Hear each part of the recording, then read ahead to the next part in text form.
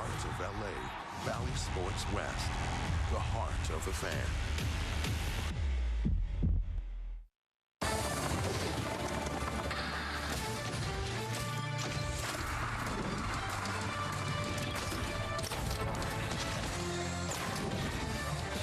Baseball on Valley Sports is coming at you, and we welcome you to our Angels Live pregame presented by Lexus. The final 3 games of the 2023 season is upon us as the Oakland A's are in town to take on your Angels. It's always fun to talk baseball, so it's great to have you with us. And we have Chase Silseth back. That's right, Silseth is back, making a final start. That's just great news for him to toe the rubber and feel good about his season. Also, Erica Weston going to talk about Griffin Canning. Talk about feeling good about a season. A nice 6 strong innings the other night from Griffin Canning. After an off day, we're feeling good. We're feeling youthful. We're going to celebrate the youth of this Angels. You got a lot of guys back. I'm feeling youthful. How you guys feeling? We feeling youthful today? Oh, fantastic. No, not feeling youthful, but feeling fantastic. So the answer is no. Mark Gubas and Bobby Valentine. I'm the only one feeling youthful. He's youthful. Patrick O'Neill. You guys competed against each other. You managed against Scooby. What was that like? Did you hate it? Oh, he was always youthful, that's for sure. Especially when he knocked one of our guys down and stand out there and stare at him. He did. Great two-seamer, great slider, not great command someday. Oh, well, a lot of days. What was it like when you knew he was managing the opposition? I knew that their team was going to be prepared. That's all you ever think about as a pitcher. How is the manager from the other team going to be prepared against you as an individual, as a pitcher, and your team? And Bobby's teams were always prepared, so it always made it difficult, especially in that old stadium down in Texas where the baseball would fly a little bit there and there. Oh, it was hot and it'd fly. We had good video. You know, you were always on the TV before the game. Is he prepared for the pregame show? We're about to find out because I'm going to start with it. Let's take a look at this Angels lineup because it's nice to see Nolan Shonawell. He's back in there. He's got that 27-game on-base streak. There's Zach Attack Neto hitting second. Drury, Hoppy. He's got the 8 bombs in the month of September. Grichuk's been playing great baseball. Joe Adele. Mickey Modiak is back. That is fantastic. Stefanik and Fletcher is rounding things off. So let's start with Shonawell. For this guy to have a 27-game on-base streak to begin his career. I know on-base streaks weren't always the rage, but it is now, and then, you know, the way baseball is played. This is unheard of, the way he's able to do this. Yeah, I tip my hat to him, and then he takes a few days off and comes back against a tough left-hander, and I expect him to continue this streak. He's a pretty good hitter. I mean, his on-base percentage of .407, so he's very patient to play. We talk about his controlling the strike zone so well, and he hits the ball to all fields. That's what gives him a chance, even against a tough lefty here today. Most lefties against a left-handed batter will pitch you away. He hits the ball to left field very effectively. If they try to sneak something in, that's where you might be able to turn on and put some power swings to it. But I just love the fact that he's so comfortable, so confident in the batter's box, no matter who's on the mound. Do you think, Bobby, the opposing pitchers realize that this is a rookie that was in college a couple of months ago and just finds a way to get on base and pitch him differently because of it? I think he's been pitched very tough, as a matter of fact. Has had very few cookies right down the middle that he could actually drive. And he takes a lot of pitches. He works the count. But if you throw that first one in there, he's hacking. Yeah, I mean, that's the thing. I mean, he may be a guy that's going to see a lot of pitches, may work some walks, but he is aggressive on the first pitch. So if you throw something near the strike zone, that's a baseball as he attacks.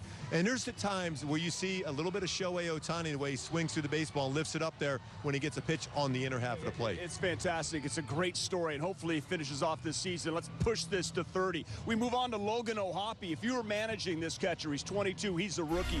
Knowing how this guy is, you would have complete faith in the game plan with him. You would trust him to be the leader of your team? Yeah, I still give it time. I like everything about him. But, Patrick, I think, you know, you need to really earn your stripes at the major league level. He's earning it. He's putting his time in. I love his offense. I think he really has to work on his defense. But he's a guy who's going to be here a long time doing some very special things. Yeah, in his last 5 games, in 350 with a couple home runs, 3 RBIs. And you're right, Bobby, on the defensive side, there is still a learning curve. It's like an offensive lineman in the NFL. Those guys generally take a little bit of time before they become the perfect offensive lineman. The same thing for a catcher behind the plate. His receiving skills are there, It's all about being able to be in front of the baseball when it's in the dirt, how to work with your pitching staff, and that all comes with playing experience. I think he's going to get there because he works so hard. You know he's going to be one of the best defensive catchers in the game before too long. But this month of September, Bobby, 8 home runs in the month of September for a catcher. You managed some good ones at Piazza and Onley, but still, that's a big number for a catcher. And I think what's great, you're right, Patrick, a big number, as many in September as anybody has ever hit. But at one time, 8 home runs ago, people were thinking he wasn't going to come back from his injury. People were thinking maybe he was a flash in the pan. People were thinking, what do we have here? He's down to 218. Well, he started hitting over the fence, and he's got his batting average and his confidence back up. He's made it the right stuff. Whoever these people are that you speak of, they know whoever they are. Know not what they say. Hey, Gooby, Mickey Moniak is back. So to have him back, coming back from injury, what do you think it means for players' confidence for him? I think for me, when you look at his numbers he's put up all season long, it's been pretty magical season for Mickey Moniak. I mean, you think about even hitting a home run, leading off a game on his birthday in Cleveland early in the season. 13 home runs, 21 doubles, 2 triples. He's also got 6 stolen bases and a slugging percentage of .490. But to have him come back, we were on the impression he was not going to make it back this season, but he's able to get back there. You want to end up on a positive note. He has robbed, by the way, 3 would-be home runs this season. So defensively, he's been solid. We know he's got a good throwing arm. So just to be able to go out there and perform 3 more games, go out there, put up some decent numbers again, is really important for Mickey Moniak, because you're going to think potential platoon him and Joe Adell next season, so it gives that flexibility in the outfield. He mentioned Joe Adell, so let's transition to that, because you think about the future of this outfield. You mentioned Mickey Moniak. We talk about Joe Adell. We know we have Mike Trout. You throw Taylor Ward in there, but for these young guys like Moniak and Joe Adell, when he hits the ball, he hits it really hard. Yeah, Joe has to understand the big league timing of things. When he has his proper leg kick like that, and it's slow and it's early, he can do damage on every pitch. Last game, interestingly enough, he kind of went away from his leg kick, and he looked terrible at the plate, but I think he's the type of guy who could understand himself enough and use his athleticism, like you see right there, to be an outstanding player in the big league. I think when you see in his defensive how he's worked on his defense so well and his reads off the bat, and we know he's got a great throwing arm, but his reads have been great. Yep. Whether he's going left or right, going back on the baseball, slugging at .543 this season. So the power is there, but I love his defense. He's worked so hard. He's seeing some rewards for that right now. And because he's comfortable defensively, I think it's going to make him better on the hitting side also. And Phil Nevin was talking about a particular at-bat, right? Runner at second base. Use the middle of the field. He's getting to be a really intelligent baseball player, and the sky's the limit for Joe Adell. Finish strong. That's our plan, especially for Chase Silseth. We'll talk about the Angels pitcher on the hill. For him to come back after that concussion, after an absolute fluke injury in New York, let's see him twirl something special here tonight. Also after that, Erica West, a real nice conversation with Griffith Canning on his final start. We got to look at the wild, wacky wild card when we come back. Stay right there. Did we just get hustled? There's no way they were set. There are many kinds of races, but the best race is a pennant race. It's amazing to watch. And MLB Tonight's got it covered. With live look-ins and breakdowns, we'll keep you up to speed. We're in a pennant race. MLB Tonight, every night on MLB Network. Covering a full night of baseball is a team effort, and it all starts right here with MLB Tonight's first pitch. Let's go to the ballpark to get a chance to look around a little bit. A match between the best teams in the National League going head-to-head. During the games, we take you to the games where you might see a live walk-off. And after the games, we want to hear from the players as bad as you do. First career walk-off hit. How did that one feel? Oh, man, it's as good as it gets. And that's how this team covers every team on MLB Tonight. The power of baseball goes beyond the field. What an exciting time.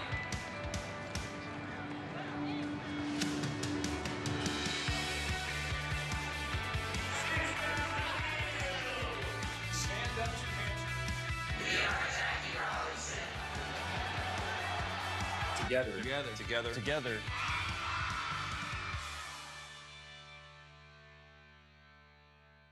Think baseball. There's something that's been missing in the debate. Think analysis. He really looked like the perfect thing to add to this club last night. Think advanced metrics. The new rules are having an impact, and I'll bottom line it. Think MLB Now, the show for the thinking fan, only on MLB Network.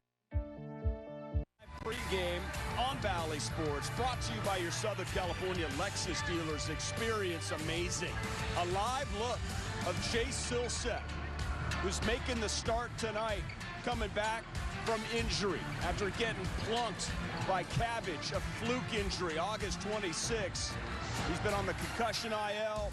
He had to make some rehab starts. How deep will he get in this ball game? Bottom line for Silseth, he's going to be a part of this rotation with Canning, with Detmers, with Sandoval next year. Bobby Valentine, Mark Gubaza. Bobby Villa, I'll start with you. Just for him to get back out there, what does that mean?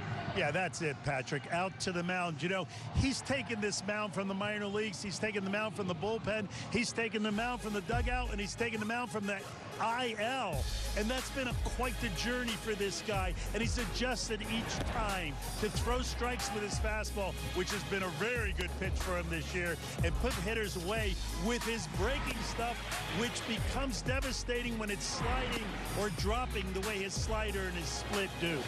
And that's the thing, too. He's getting a lot more strikeouts with it. He's not overthrowing his slider right now. Remember early in the season, he was throwing about 88, 89. Now he's about 80, 81 miles per hour. He's not throwing his cutter as much because he's consolidated his pitch repertoire, and I think that's big for him. And his splitter has been dominating, too. Yeah. 35 strikeouts on his secondary pitches this season. Right. I know when you get to the go-tos, that split and that slider, the opponent batting average is one of the best in baseball. Yeah, I mean, for me, my go-tos for him to be successful here today is he don't overthrow the slider.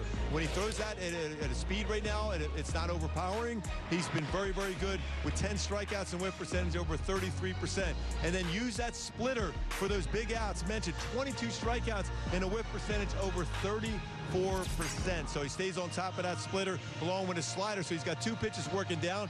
He will mix in his sinker there to keep that same eye level for fastballs and those two pitches, but then he'll throw that four-seam fastball. And you mentioned, Bobby, that thing's been firm. He's been able to get 96, 97 with his four-seamer. Yeah, everything's good about Chase. Patrick, you're going to say this, but you know, when you say overthrow, that's a term from our era. Today, it's overspin, that they try to spin it too much. And when you're spinning it too much, it looks good on the computer, but it doesn't really make you look good on the mound. Chase is going to try to get chases today. Yeah, fantastic. I just love the way you said overthrow. Fired up here.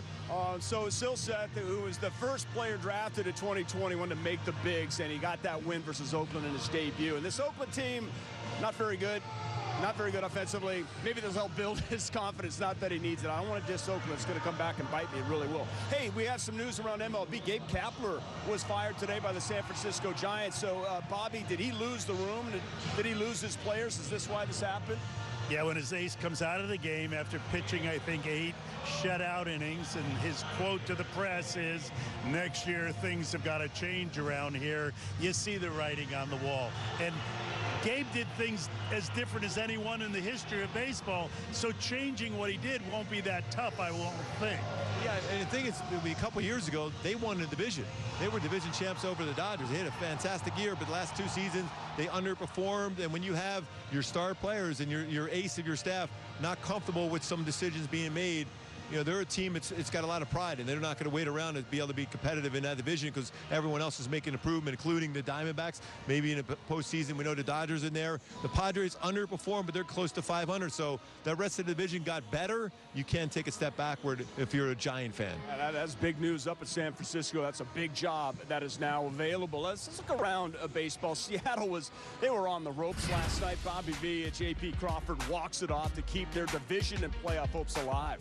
Yeah, incredibly, Texas with that great offense has had as many troubles with their bullpen as we have here in Anaheim. You brought in Bruce Bochy because you said he was the master of the bullpen, and the bullpen has been the Achilles heel of this team. And last night it almost cost them the pennant because they were ready to celebrate, and their closer came in and walked a couple, gave up a couple hits, and then his replacement gave up the win. No, I mean, the thing, I talked to Dave Sims, who does the play-by-play for the Mariners earlier today. I go, J.B. Crawford is clutch. I said, he might be the most clutch guy you have on your team, and that includes Julio Rodriguez. He goes, Crawford is the guy you want up there. And that was a good at-bat. I mean, hit the ball the opposite way. Julio is a special player, but Crawford is the guy that everyone on that team in Seattle rallies around. His offensive numbers have been great this season. We know he's a great shortstop, but his power numbers and his big moment swings have been huge for the Mariners. That was a great call by Sims, by the way, Yes. on that one. So if Texas, though, wins tonight and Houston loses in Arizona, then the Rangers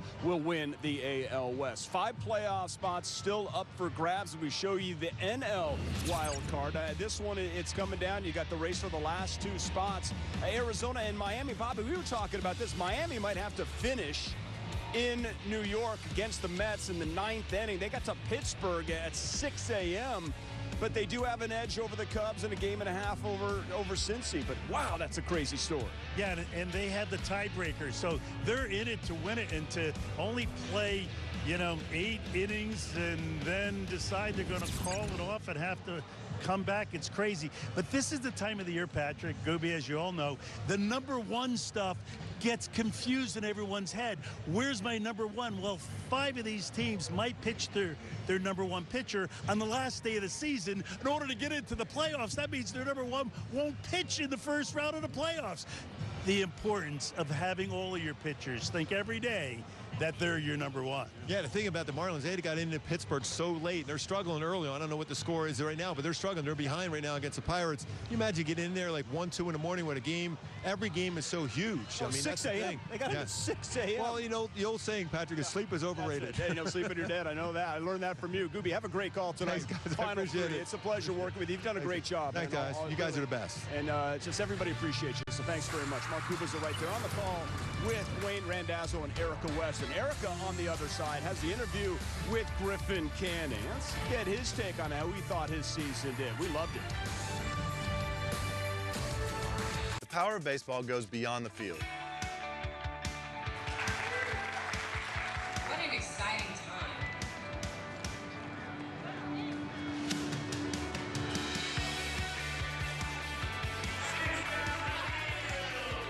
Stand up,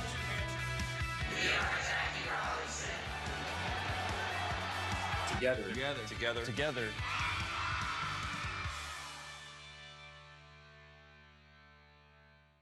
Covering a full night of baseball is a team effort, and it all starts right here with Harold and Adnan on MLB Tonight's First Pitch. Who's ready for baseball? It's time for the first pitch. We're about 25 minutes from game time. I'm so excited. Our quick hitters right out of the gate. During the games, we take you to the games where you might see a lot. Greg, we have a potential walk-off at Wrigley. No way. What's going on? Oh, they've got a runner at third and Nico Horner's up. Here's a pitch. Base hit. Nico rocks it out. Cubs win. Cubs win. And after the games, we're all about instant highlights and player reactions. Nico, congratulations. Your first career walk-off hit. How did that one feel? Man, it's as good as it gets. An amazing crowd here tonight. Wrigley Field is a very special place. We're feeling good right now, for sure. And that's how this team covers every team, all in a night's work on MLB Tonight.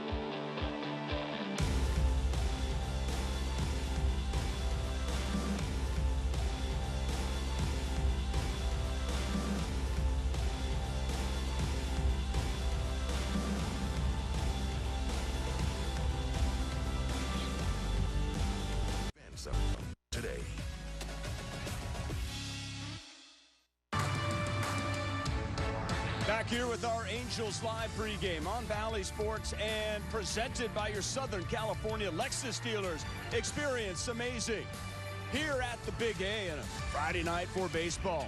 Final 3 of the season, but a nice end of the year for Griffin Canning. Erica Weston with Griff. Guys, thanks very much. 2023 in the books for you, Griff. We'll talk big picture just a second, but I want to go back to your final outing the other night because it was kind of a really cool end to your season. Looked like you were coming out of the game. Everybody seemed to think you were, so did Andrew Wance. Phil leaves you in. What was the conversation on the mound? He just kind of asked me if I wanted that last guy, so obviously really grateful to stay in there and kind of finish the season on that note.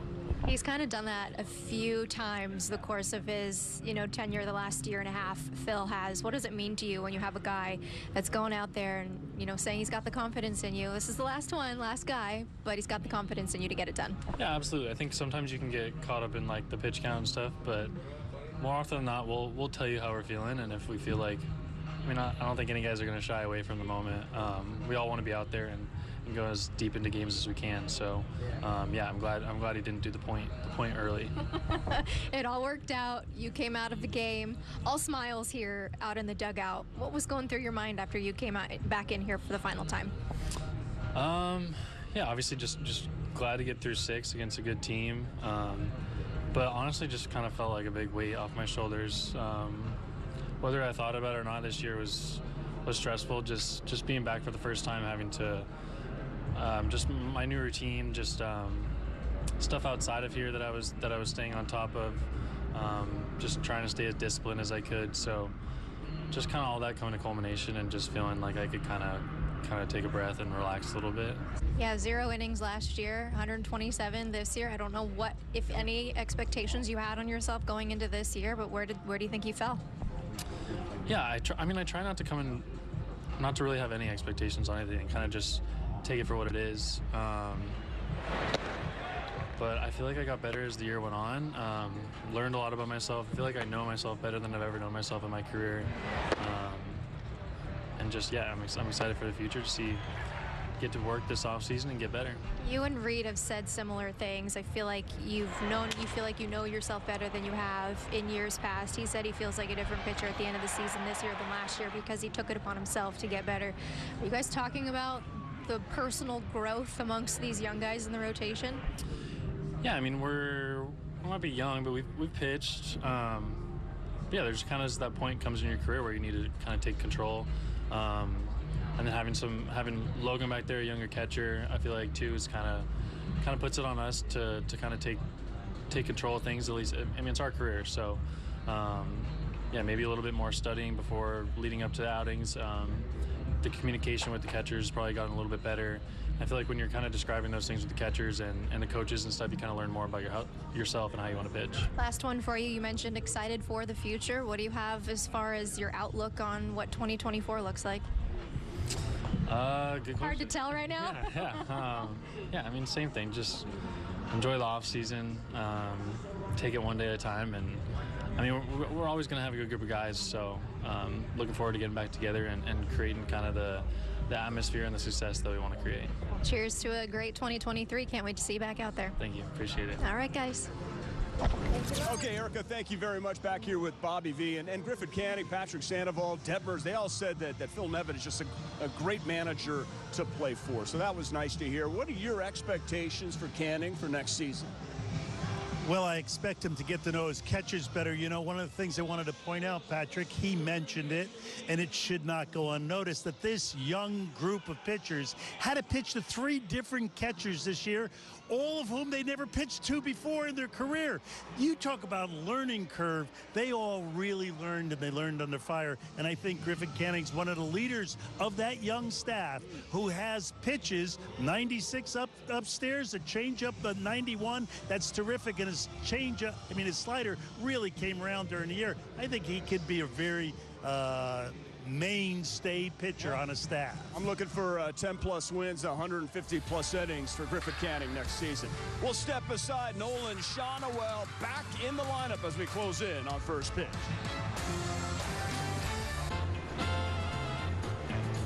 There are many kinds of races, but the best race is a pennant race. It's amazing to watch. And MLB Tonight's got it covered. With live look-ins and breakdowns, we'll keep you up to speed. We're in a pennant race. MLB Tonight, every night on MLB Network. Sunday, on the next episode of MLB's Carded. Join Greg Amsinger for a look at all things cardboard, from vintage to modern. We've got it covered. MLB's Carded, Sunday at 7:30 a.m. Eastern on MLB Network. Covering a full night of baseball is a team effort, and it all starts right here with Harold and Adnan on MLB Tonight's First Pitch. Who's ready for baseball? It's time for the first pitch.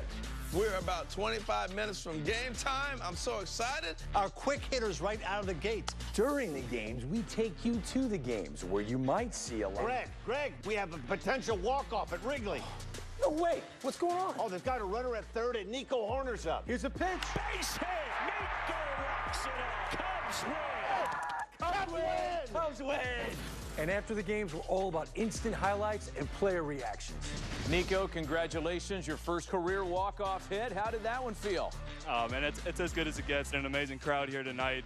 Wrigley Field is a very special place. We're feeling good right now, for sure. And that's how this team covers every team. All in a night's work on MLB Tonight.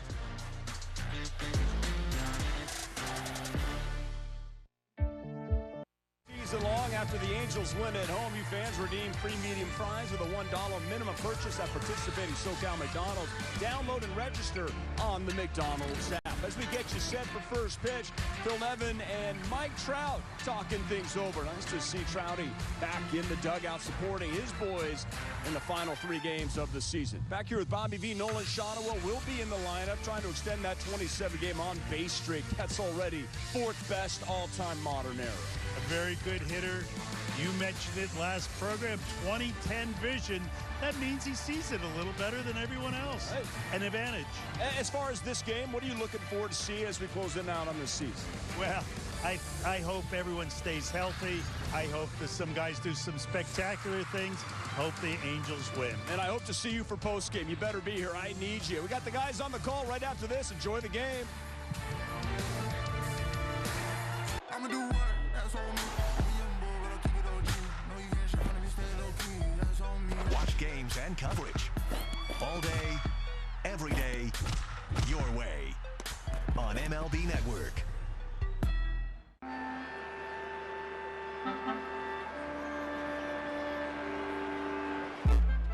You wanted more speed? We've got you covered. More action? More runs? Oh, yeah. More leather coming right up. Pound for pound, this is the best baseball you've ever seen. MLB Tonight, the ultimate late-night baseball party. Oh, man. With live look-ins to the night's biggest moments. How hot was that? That's money. What? The best interviews. I've never asked a player, do you need a blanket? It is kind of cold out there. And cutting-edge analysis from TV's best former players fresh off the field. Get your hands up. There's nothing quite like MLB Tonight. This is going to be a big deal tonight. This one takes the cake. That is awesome. MLB Tonight, late nights on MLB Network. Keep up with every team on MLB Network wherever you go. Just download the MLB app, click MLB Network, and sign in with your TV provider info. Then watch MLB Network all day, every day, your way.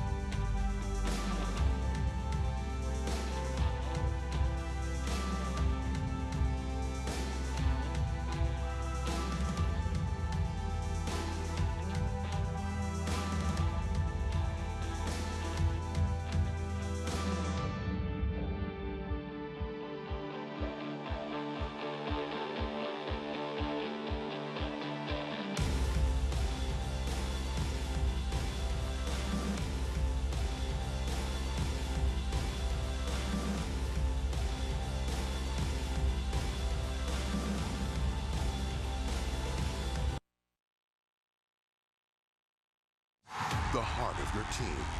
The heart of LA. Valley Sports West. The heart of the fan.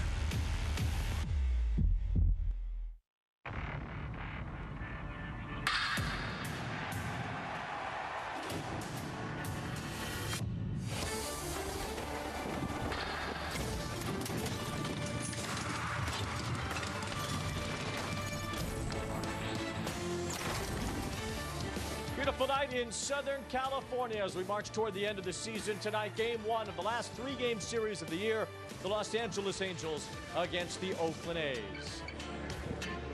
Alongside Mark Gubas, I'm Wayne Rent. Dazo and Gubi, as we reflect on the 2023 season for the Angels, what are some things that have stood out to you? Well, Wayne, there's been obviously some three big things. Shohei Ohtani is the #1 story. What he did swinging the bat, 78 extra base hits, 44 home runs for Shohei, and OPS of 1066. So he's done everything swinging the bat you can only imagine, and he's crushed the baseball exceptionally well. On the mound, too, also 10 wins, 132 innings pitched, 167 strikeouts, opponent's batting average of this 184, and yes, a complete game during that stretch. But also when you look at all the young players, the emergence of the young talent from Nolan Shonowell, what he has done, Logan O'Hoppe, what he has done, 13 home runs, and then you got Zach Neto at short, and then you got Mickey Moniak. So many young players go out there and performing at the highest level against some very good teams at this time of the year, and go out there and perform, and seeing that what they've done as far as the home run ball, second most home runs in franchise history with 226.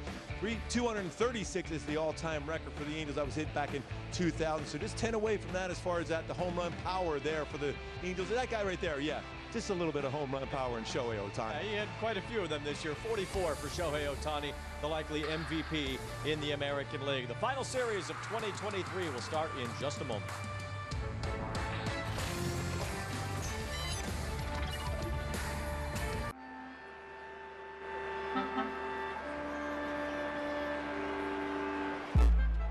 You wanted more speed? We've got you covered. More action? More runs? Oh, yeah. More leather? Coming right up. Pound for pound, this is the best baseball you've ever seen. To some, this is a race. To others, this is.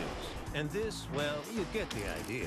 But there's no better race than a pennant race. It's amazing to watch. And nobody prepares you like MLB Tonight. Inside the park we go. With live look-ins to all the big games and breakdowns from TV's best baseball analysts. There's a million things going on. They can come at you fast. You got to take these games one at a time. You'll be up to speed, just like these guys. You think so? I do. I can't agree more. We're in a pennant race. MLB Tonight, every night on MLB Network.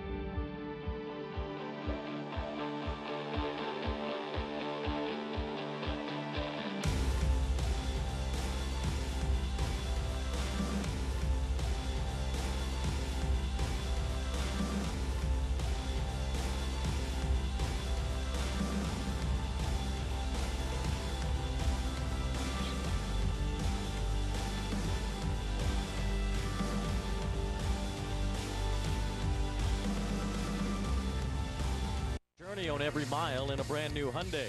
By the OC Healthcare Agency, build your healthiest self at angels.ocnavigator.org. And by the Orange County Auto Show, back from October 5th through the 8th at the Anaheim Convention Center. Come join the fun. Coffee. Hang on to those coffee mugs here at Angel Stadium tonight. Chase Silseth making his way in. First time we've seen Silseth on the mound since he got hit in the head about a month ago in New York. And Silseth facing the A's here tonight.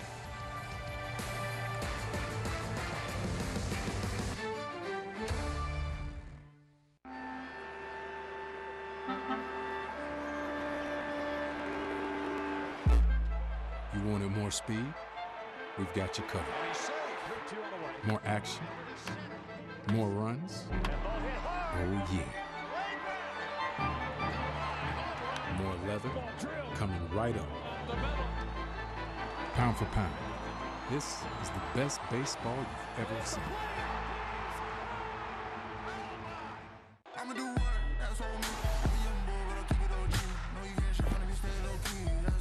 Watch games and coverage all day, every day, your way on MLB Network.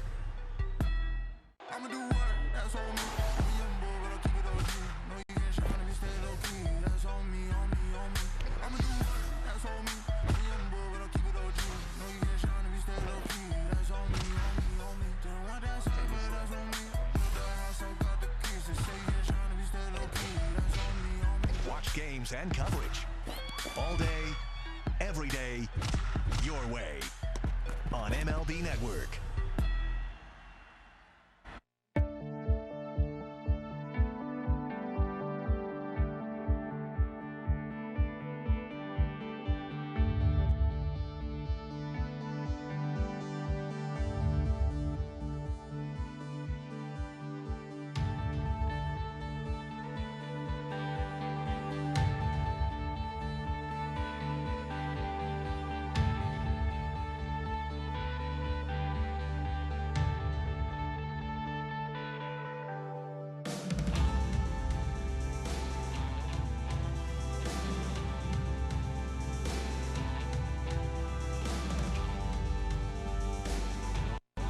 Three-game series between the Angels and the A's. It's the last series of the season in 2023. And Chase Silseth, who missed all of September to this point after pitching pretty well in the month of August, returns to the mound tonight to try to finish up on a high note against Oakland. Yeah, he's pitched well against Oakland in his career, too. I mean, his fastball has been great this season. My go-tos for Silseth to finish off with a strong start today against a team he won his first major league start against is use that splitter. Those big out situations, 22 strikeouts, a whiff percentage of 34%, and don't overthrow that slider. Since he went down to the minor leagues and came back up, he's been able to use his slider, not overthrown, and get a lot of swing and misses, 10 punch outs, 33% whiff percentage with his slider now. Even the lineup for the A's, Ryan Noda has had a decent season. He gets on base a lot. Zach Geloff has shown some talent since coming from AAA, and Brent Rooker's had a good year for Oakland. Remember, he was an all-star for the A's this year. Those top three in Mark Kotze's lineup tonight for the 110-loss Oakland Athletics.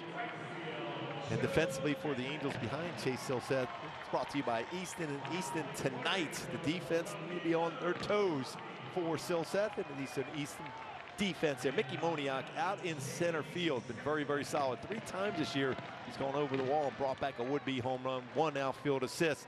In center field you got Grichuk and Adele flanking him on both sides, and in the infield you got Stefanik, Neto, Fletcher, Shonwell over at first base. Good to see him back in there, and Logan O'Hoppe behind the plate. But it's great to see Mickey Moniak back out playing. We weren't sure we would see him anymore this season, but getting back out there for these last 3 games, very, very important for him and the team. The Angels happy to have Moniak and Shonwell back in there. Shonwell missed the last couple of days after fouling a ball off his knee. There's Shonwell, who will look to extend his consecutive on-base streak tonight.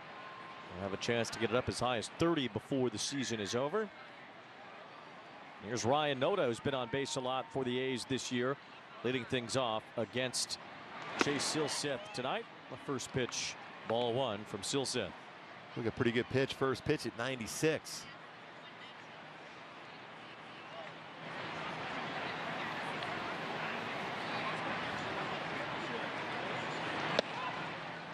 It's on the inside corner, so the outside corner didn't work, but the inside corner does. Both at 96. Home plate umpire for this one is Jeff Nelson. He's the crew chief.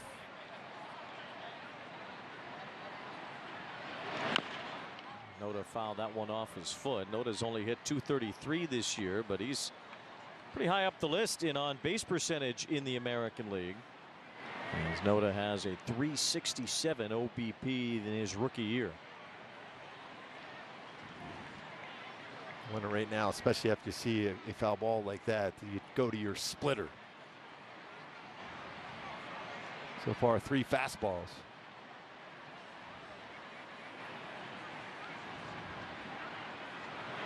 There it is, and a swing and a miss, strike 3. Chase Silseth does go to the splitter and punches out Noda to start the 9th. Well, that was nasty, and I love what Logan O'Hoppe did behind the plate. He made sure he had that target set just a little bit below the strike zone, and he hits that pitch right on that spot to get the swing and miss.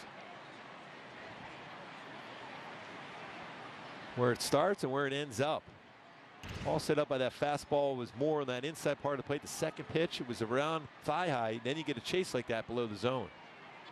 So 1 out, here's Geloff. Well, you pitchers are like sharks. You see one little weakness, and all of a sudden, it's time to attack, attack, attack. You got to. Hey, there's no friends on the other side wearing a different color uniform. No friends. Especially when it's green and gold. Zach Geloff fouling one away. 1 ball, 1 strike. Geloff is from Rehoboth Beach, Delaware. And he's done a nice job for the A's since getting to the big leagues. 13 homers, as you see, and 14 stolen bases as well, playing in less than half the season. Yeah, 34 extra base hits. He's been a good product out of their farm system. 23 years old, a 2nd-round pick out of the University of Virginia.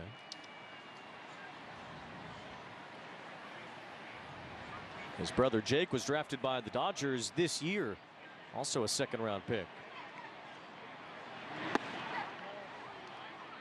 3 balls and a strike. Geloff with his 13 homers. Well, he had 10 in his first 35 major league games. That was the fastest in A's history. Got to 10 home runs, 6 games quicker than Mark McGwire did. And when you think about how many great power hitters the A's have had throughout their existence. Time was called, and it was ball 4 on a pitch timer violation. So Zach Geloff draws a walk. I don't think we've seen a walk on a pitch timer violation all year. Real close to be able to in motion there. A lot of times we've seen that before where the guy starts to step and then they continue on because he got it just before that 0-0 came up. So base on balls on a pitch timer violation here at the end of September. And now Geloff is on with Brent Rooker fouling one off. Rooker has shown some power this year too. He is at 29 home runs. Decent power numbers against the Angels this season. 4 home runs. With just 6 for 32. But when he's made contact, he's hit a long way. Keep an eye on Geloff at first with pretty good speed there. The A's have a high number of stolen bases. I mean, part of that is because they have the American League leader in stolen bases on their team, Esteury Ruiz.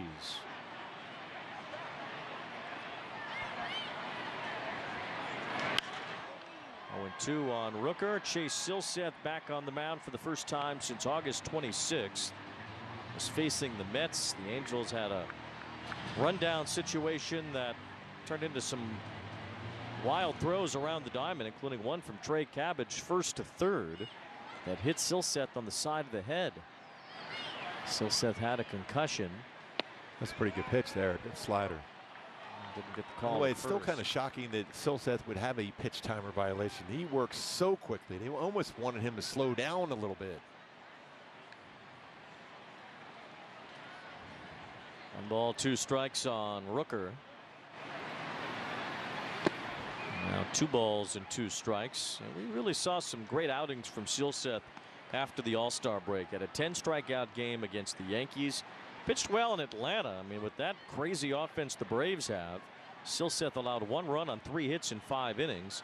And he struck out a dozen Mariners in his start after that. Even when you think about that game against the Mets, he was throwing the ball exceptionally well in that one too. Silseth, since the All-Star break, 11.5 strikeouts per 9 innings. Up there with the top in the American League. Got a chance maybe to strike him out, throw him out here. It's 3-2. We'll see if Geloff does run. He's not. And it's ball 4 to Rooker. So back-to-back walks from Silseth. And the A's have runners on first and second. And he had them all set up to be able to get the punch out. He was ahead 0-2 on that one.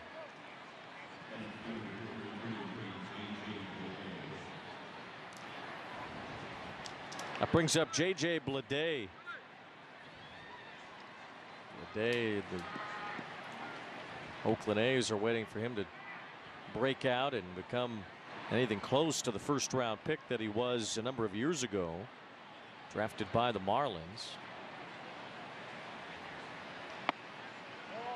Ball 1 to Bleday. That's another pretty good pitch. So far, Nelson, not a big strike zone working. If you're a hitter, you got to feel pretty comfortable right now.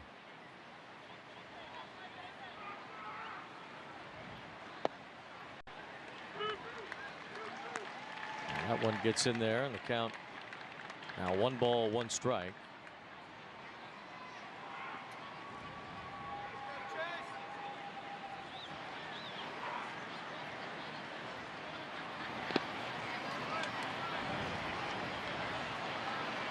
Bleday is 25 years old. He was the number 4 overall pick in 2019 out of Vanderbilt.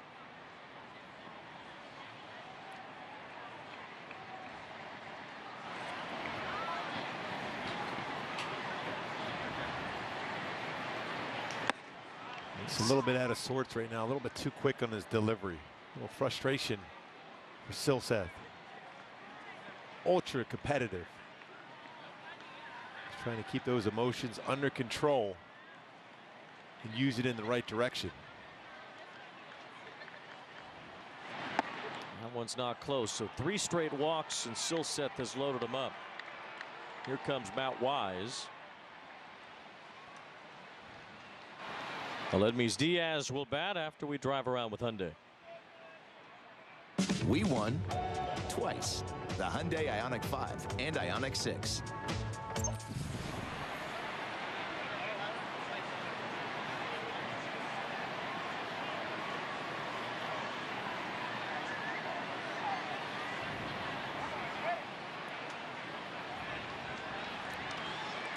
Well, Silseth's already thrown 19 pitches here in the top of the first. He has struck out 1 batter and walked the other 3. Now with the bases loaded, it will be the number 5 batter, Aledmys Diaz, due up for Oakland. An A's offense that has not scored a lot this year. It's been rather punchless, but they have scored nearly 5 runs per game against the Angels this season.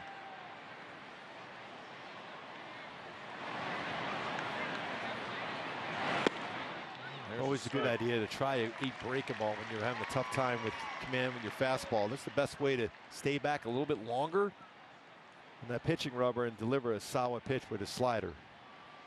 The 20th pitch, only the 8th strike. This is there, and it's 1-1. The A's are last in the majors in hitting, slugging, OPS, runs, extra base hits, so on and so forth. You can understand what kind of year it's been for Mark Kotsay, the team that's lost 110 games this year. Ground ball to short. Neto has it, flips to second, 1 over to first, 2, a double play. 6-4-3, and Chase Silseth gets around a bases loaded situation thanks to a double play to end the first.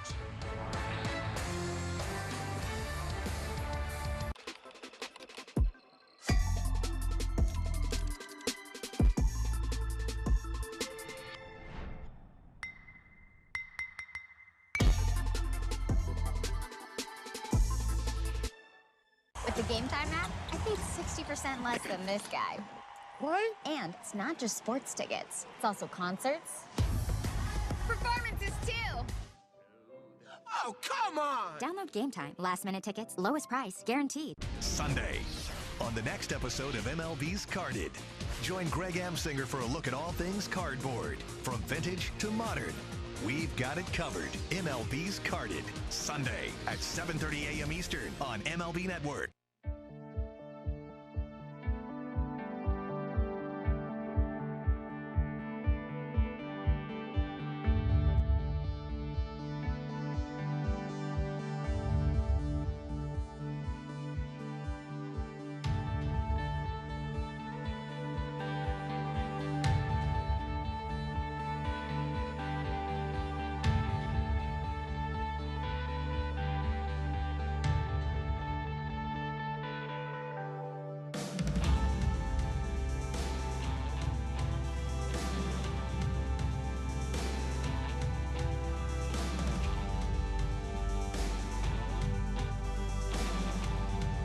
the streak for Nolan Shonowell at 27 consecutive games reaching base safely to begin his major league career. Brandon Drury hitting third tonight. Mickey Moniak back in the lineup as well for the Angels, facing left-hander Ken Waldichuk here tonight. Waldichuk fastball 92-96, although a sweeper, slider, curveball, changeup. Been a pretty solid season overall for my go-tos to have some success against him tonight. Tough lefty. His power is four-seamer, 13 home runs, slugging percentage of .494. But you got to bring that sweeper in the zone. He gets quite a few strikeouts, 57 of them. And a little over 32% whiff percentage with his sweeper. You got to get it in the zone to be successful against that pitch. Here's Nolan Shonowell, who usually does keep pitchers in the zone. He's been in the zone since his major league debut. 27 straight games he has been on base. That is up there with the all-time marks in major league history, the fourth highest ever in the big leagues for a player beginning his career. There's a strike. Only Enos Slaughter, the Hall of Famer, Truck Hanna from the 1918 Yankees, and Alvin Davis from the 1984 Mariners have had longer streaks than Shonowell's current streak. And he can pass Slaughter this weekend. Won't do it there, as Noda was holding his bare hand out before he even caught the ball. Thought he was going to try to barehand it for a second.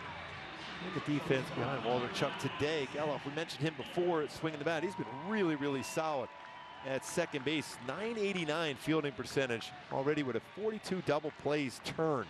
Solid defensively. Noda at first base, Diaz and Allen in the infield. Soderstrom behind the plate. In the outfield, you got Ruiz playing right field. We're so used to him playing center field. Butler playing center field for Oakland tonight. Yeah, Butler more of the day and left. Butler, more of a prospect, is getting the start in center field with Ruiz moving over. Ruiz hasn't hit, even with all the stolen bases. He has not been much of a factor offensively. Zach Neto trying to be a factor at the plate to end his season. Neto showed pretty good prowess offensively in the first half of the year. It's dipped a bit in the second half as the injuries piled up. It's spun around there by Waldichuk's breaking ball. And our Hyundai key for the day today, always got to go with a Bay Area band. Journey today. Only the young, all these young players, especially even got Mickey Moniak back in there too. But top of the order, Shonowell and then Neto. Hoppy in there, Adele, Moniak, Stefanik, a lot of young players in this lineup today for the Halos. Going forward, a lot of these guys have a chance to make an impact in 2024. I always think about Journey on the Sopranos finale, right in the last scene. Tough. Yeah.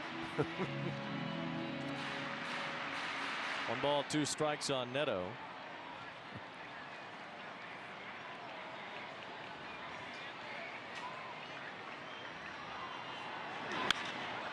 Well to right center field, but hangs up. Butler has room. Neto flies out.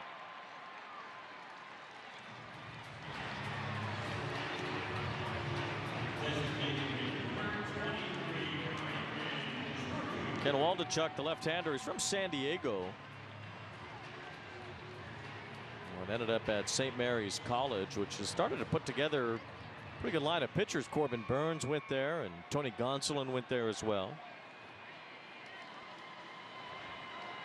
Not quite Vanderbilt. As Brandon Drury hits a fly ball to center field. Another chance for Lawrence Butler in a quick inning in the first for Waldichuk.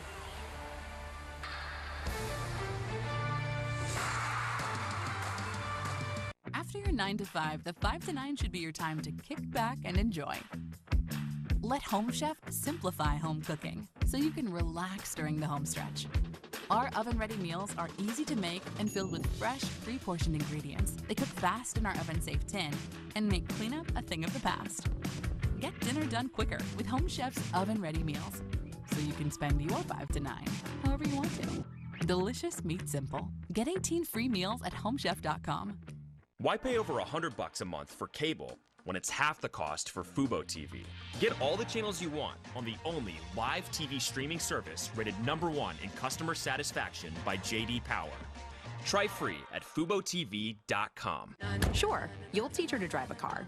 Then use Greenlight and teach her to save up for her own car. Mowing lawns and getting paid.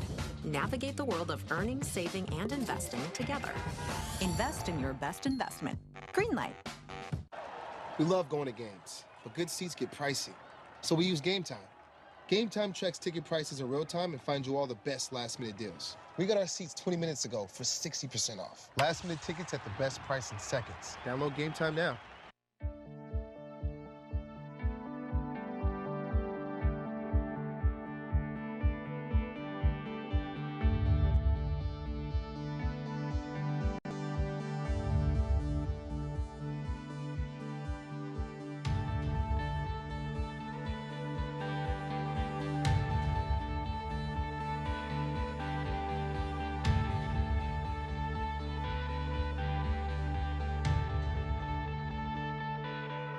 Put a close on the 2023 season, but tonight's Angels lineup is giving very much let the kids play, right? A couple of veterans in this Halos lineup tonight, surrounded by a bunch of rookies and young guys trying to make the most of this opportunity down the stretch. And of course, you've got guys coming back from various injuries. Mickey Moniak's back tonight. Nolan Shawnuel missing the last couple of games. Chase Silseth back on the mound after missing about a month. Logan O'Hoppe, Zach Neto trying to end their interrupted seasons on a high note. Now, Phil Nevin agreed when asked earlier if this lineup tonight looks like a nod to the future. He said these are the guys we want to see play, but also at the end of the day, I'm putting out the best lineup to try to win a game tonight, and it's good to see these guys come back healthy. It's important for them to end their seasons on that note. Guys, before the game, they were playing highlights on the video board out in center field. Various unbelievable moments of the course of the season in which what otherwise was a very tough season for the Angels. Zach Neto, Nolan Shawnuel locked in on those moments on the video board. Can only imagine the emotions that they were experiencing, ready and fired up to do it all over again come spring. Well, when you think about it, I mean, how would you even expect to be in this situation and you're seeing all these highlights up on the scoreboard like that? That's so cool. I mean, if you're a young player getting this opportunity, and they've faced a lot of really, really good teams down the stretch here too. Teams trying to get into the postseason, and they performed very well. Well, they did, and you think about all the hard work too, and seeing themselves up there on the video board and being part of the highlight package. I mean, Neto was up in the big leagues very close to the beginning of the year when the Angels were in Boston back in April. This is Lawrence Butler leading off in the second, and he seemed to go too far. He did. Strike three. Chase Silseth has his second strikeout. These guys have worked their whole lives to get this first opportunity in the big leagues. Yep, and be able to go out there and perform. It's a really, like I said, really tough competition. That's a nasty split. Second punch out on his splitter tonight for Silseth. You almost forget that Silseth is one of those young players also.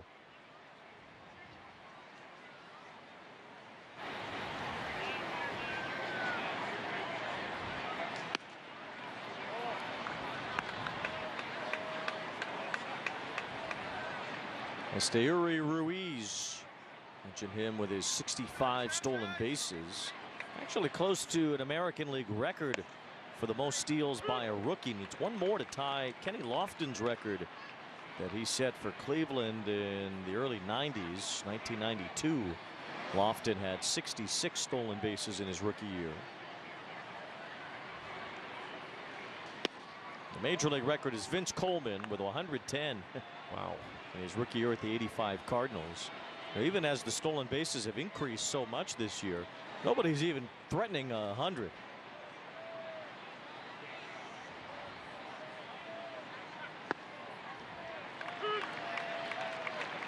Two balls and two strikes on Ruiz with Nick Allen behind him. Silseth a couple of strikeouts early on. Ricky Henderson 9 times led the American League in steals while with Oakland. Slow tapper might be a tough play. Neto's got a quick throw in time. Nice play by Zach Neto, especially with Stefanik coming right by him. A high five with each other going by. You see him coming in on this baseball, and then Stefanik goes right at him and just avoids the contact, but that quick transfer on the throw and a line on that sidearm throw from Neto. Not easy to do, especially when you have someone running right at you with your throwing arm. Great play by Neto as we continue to talk about the young players on this team. Nick Allen looks at a strike. Well, especially with Moniak back in there tonight. Shonowell, Adele is healthy again. And those younger players getting more opportunities here down the stretch. Certainly will provide a lot of value to them as you go into next spring and see what else has been added to this Angels roster. You know, it could be a lot of changes. That's what the end of the season brings. The off season. Never know how things will look from September one year to March of the next. That's not just for teams that didn't make the playoffs. That happens to teams that even do make it.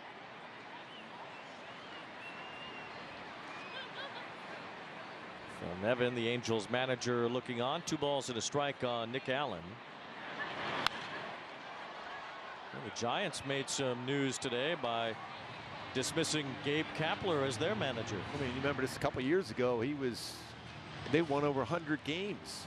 They won the division over the Dodgers that year. And then the next 2 seasons with the expectations, when you won 3 world championships, not that distance of, you know, not that long ago, there's always expectations to keep improving, and they've taken a few steps backwards, and some of the players not real happy with some direction going. And the Giants made a lot of changes in terms of how they use their pitching, how they use their position players, even a lot of platooning. Still 2-2 on Nick Allen, and ultimately didn't work. San Francisco had a rough second half, and they're going to miss the playoffs. We'll see if any other managerial changes happen. I feel like San Diego is going to make some sort of move somewhere. 3 balls, 2 strikes on Nick Allen. And the Cubs have had their own September collapse and are likely to miss the playoffs now, losing in Milwaukee tonight, while Miami beat Pittsburgh. So the Cubs are on the brink of elimination. Yeah, and Milwaukee, you know, they're a tough team, and then you go into Miami playing Pittsburgh. Pittsburgh was up 3-0 late, and in the 8th inning they came back. You had to be pretty tired getting into Pittsburgh at 6 in the morning. Swing and a miss, strike 3. Chase Silseth, the 1-2-3 inning. Couple of strikeouts, wins along at bat against Nick Allen.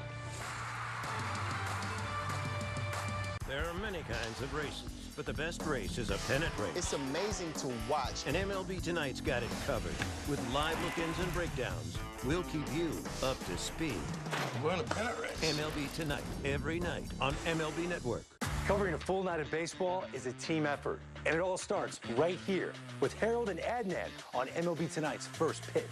Who's ready for baseball? It's time for the first pitch. We're about 25 minutes from game time. I'm so excited. Our quick hitters right out of the gates. During the games, we take you to the games where you might see a lot. Greg, we have a potential walk-off at Wrigley. No way. What's going on? Oh, they've got a runner at third and Nico Horner's up. Here's a pitch. Base hit. Nico rocks it up. Cubs win. Cubs win. And after the games, we're all about instant highlights and player reactions. Nico, congratulations. Your first career walk-off hit. How did that one feel? Man, it's as good as it gets. An amazing crowd here tonight. Wrigley Field is a very special place. We're feeling good right now, for sure. And that's how this team covers every team. All in a night's work on MLB Tonight.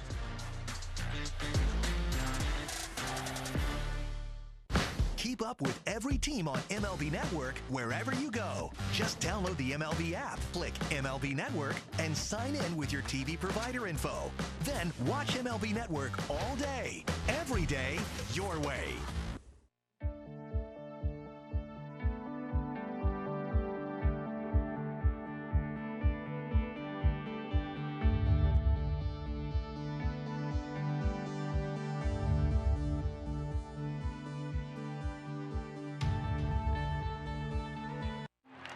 Add peanuts to my grocery list.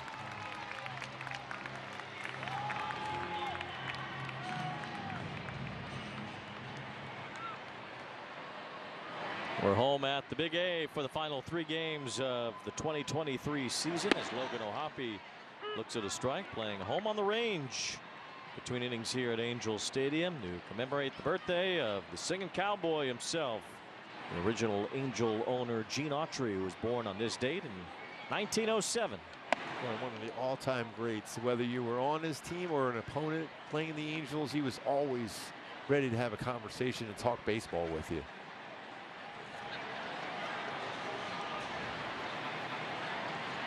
One ball, one strike on Ohapi as he swings through that changeup. And that's an improving pitch for Waldichuk. And he's starting to throw that a lot more of late. Although the batting average still fairly high, and he's given up 3 home runs, 323, but it's gotten a lot better, a lot higher whiff percentage on it. Line toward right center. Might have thrown it one time too many to Ohapi. And the first hit of the game comes from the Angels catcher. You love to see that from Ohapi, just going back up the middle. He talked about it a lot, about his pull power. He hit a home run here recently here at the big A to right center, but he stayed on this changeup, then tried to pull it, lines it right back up the middle for a base hit.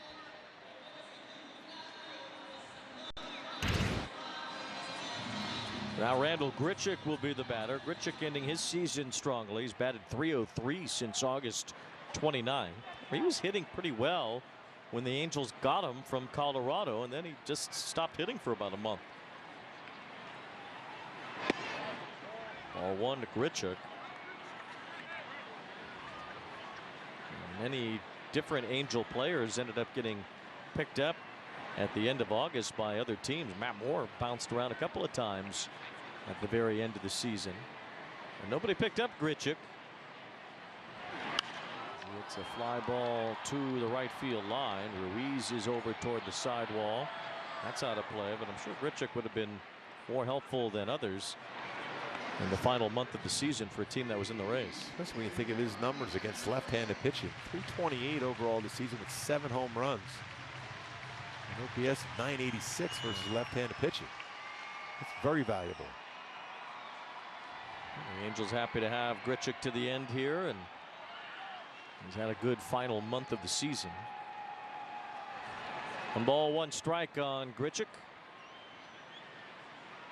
Every time you see a foul ball going down that right field line into the stands, you still think of Jankowski jumping into the stands like he did the other day. Yeah, that was some fly into the seats that Travis Jankowski did here when the Rangers were in town earlier in the week. Texas trying to close out the American League West tonight. They need a win and an Astros loss. Looked like they were about to get a step closer yesterday. Needed 1 more out in Seattle, and J.P. Crawford ended up winning the game against Jose Leclerc. Remember, Leclerc pitched here in a 5-0 game on Wednesday night. Well, the Rangers wanted to lock that one down and used Leclerc. As Grichuk gets a fly ball to center field. But the Rangers, they need just 1 more win to qualify for the postseason.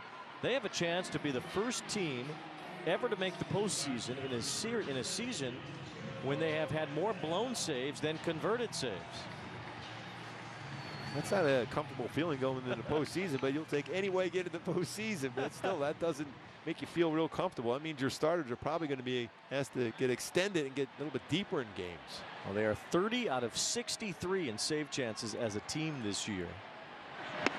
As Adele swings and misses, they put John Gray on the IL today, so he'll be out for at least the first round of the playoffs, you'd think. Rangers still have to get in. Magic number is 1 to clinch a spot and 2 to clinch the division. Toronto with a big win today against Tampa. The Blue Jays magic number is now at 1 to clinch a postseason spot. The Rangers and Mariners about to start in Seattle. Houston's at Arizona. No score in the second. Diamondbacks and Astros are both trying to clinch against each other. So there's still some stuff to play for this weekend. As Adele swings through that fastball, it's 1-2. And quite a bit to play for in terms of the wild card spots across both leagues. Waldichuk gets quite a few swing and misses on his fastball. It's mentioned not necessarily overpowering at times. He just gives up some home runs versus his fastball. Too far inside to Joe Adele, who has plenty of power to hit one out. 2 balls, 2 strikes. Kind of crossfire delivery gives you that deception of difficult to track the baseball out of his hand.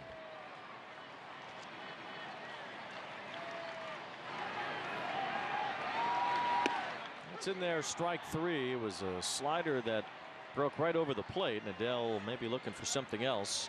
Strikes out, first punch out for Waldichuk.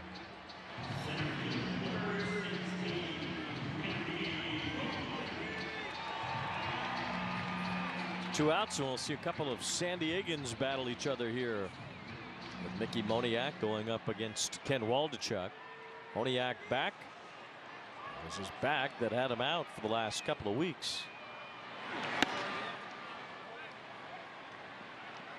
And Mickey was fighting to get back in the lineup before the season ended. Didn't want to end his year on the IL.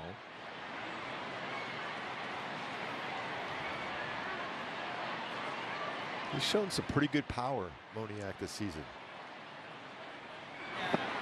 But the thing he's going to really have to work on going forward from the off season here to spring training is being more selective at the plate, not chasing pitches out of the strike zone. Because when the pitches are in the zone, he hits the baseball hard. Every once in a while he'll get into that swing mode where he'll chase out of the strike zone. It's bringing in the zone, and you see how hard he can hit a baseball. And a pretty enormous walk to strikeout ratio this year in favor of the strikeouts. He has only walked 9 times while striking out 110. That's when you got to think in terms of being selective.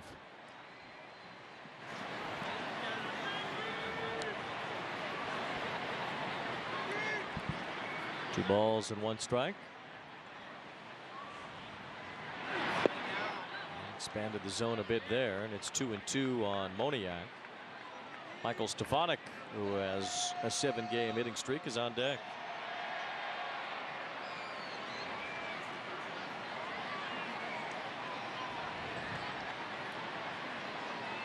Got an 8-game hitting streak for Stefanik.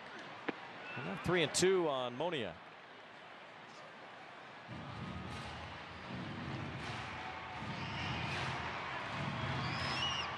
So about 70% of the time on a 3-2 count, he'll throw a fastball to a lefty. But if there are a couple swings on sweepers here, you wonder if he wouldn't go back to the sweeper again.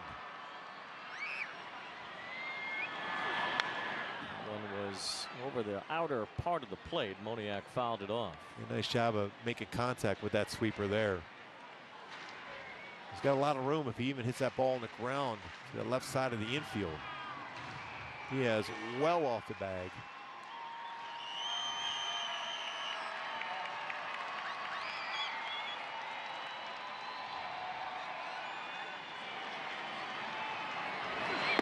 Swing and a miss on a fastball right down the middle. Back-to-back strikeouts from Waldichuk to end the second.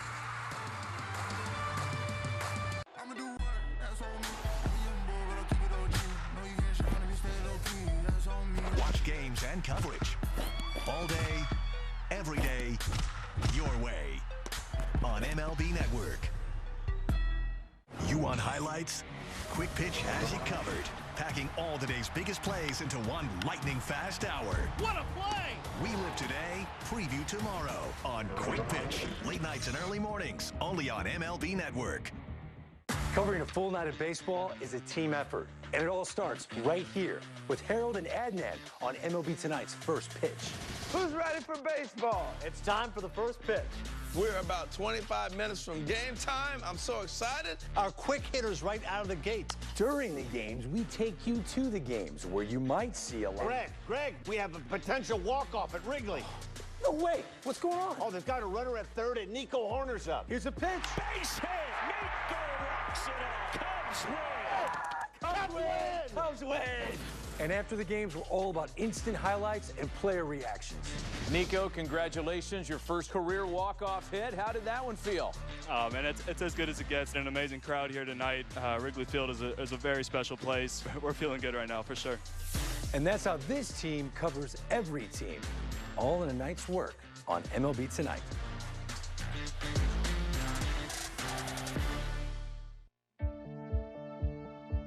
Strikeouts in the game. 1 on a splitter, number 2 on a splitter, and then his third strikeout going a little sinker in with some run action at 96 miles an hour. Take a look at our StatCast 3D powered by Google Cloud. The pitch arsenal for Silseth. 4-seamer at 35, slider 23, splitter at 16, who also throws sinker at 14%. Cutter, although he's thrown a lot less cutters of late, and curveball occasional. The slider and splitter have been dominant as far as swing and misses. Tyler Soderstrom leads off here in the third. Soderstrom has gotten himself to the top of the prospects lists in the A's organization. He has not hit much yet at the major league level.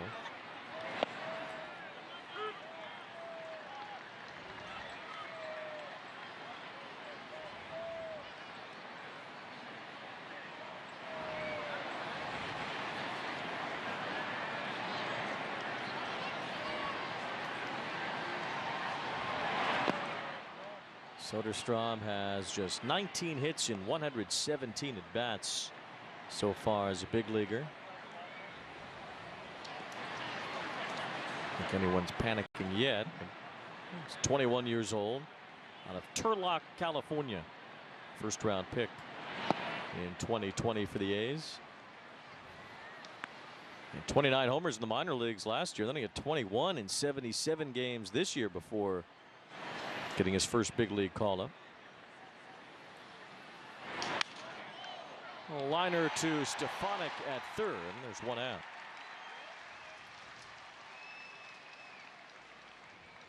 And you don't hands enough with the slider. Softly hit to Stefanik.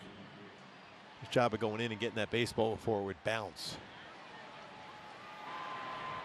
We're back to the top of the order now. Ryan Noda, he struck out his first time. He's punched out a lot this year. 167 strikeouts headed for Noda's baseball card. This is the last weekend at Fix Your Baseball Card. Yes. You know, if you're hitting 249, you think maybe 250 looks better on the card. You got to get the couple hits. It's amazing, when you think about it. So often hitters, if the 299 is compared to 300, how much better you feel. Or if you're a pitcher, you have an ERA. The 3.99 is compared to a 4, even though it's not really much of a difference, but you feel a lot better about it. Yeah, this is it. This is the time to get that 3 or whatever you need. Yes.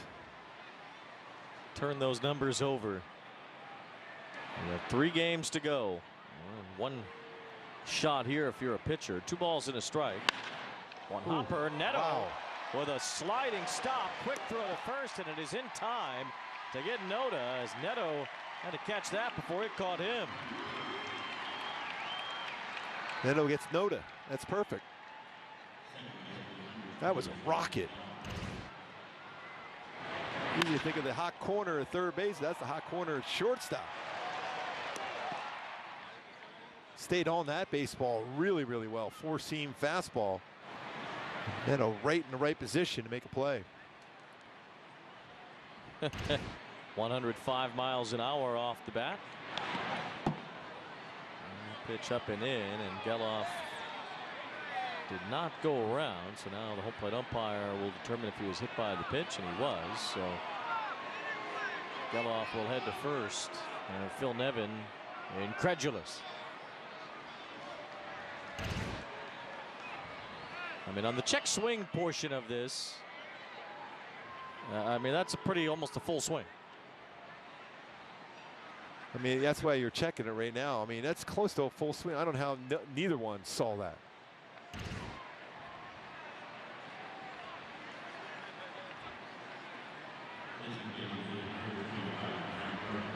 Phil simmering over there in the dugout. Ray Montgomery, his bench coach, sits next to him. A 2-out hit batsman keeps the inning going for Rooker. A's have not had a base runner since Silseth walked 3 in a row in the first.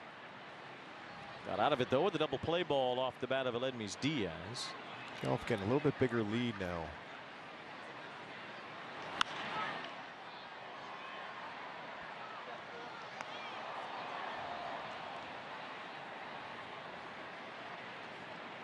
Ball on the strike. Silseth threw 60 pitches in his last AAA appearance. Probably gets you about 75, 80 tonight. Best case scenario. He's thrown 55 already, and it's 2 balls and a strike on Rooker.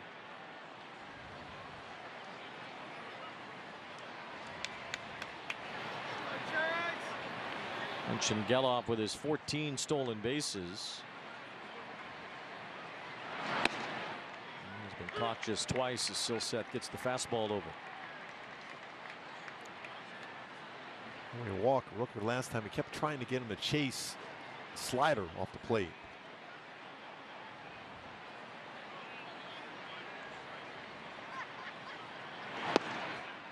That's a pretty good splitter. That's an even better take.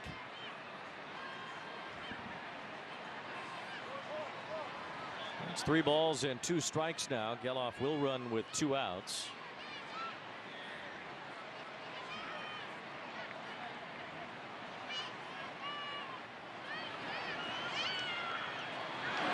And Rooker hooks one fair toward the left field corner. Geloff on the move will come around and score easily. Brent Rooker drives in the first run of the game. He has Oakland's first hit, and it's 1-0 A's.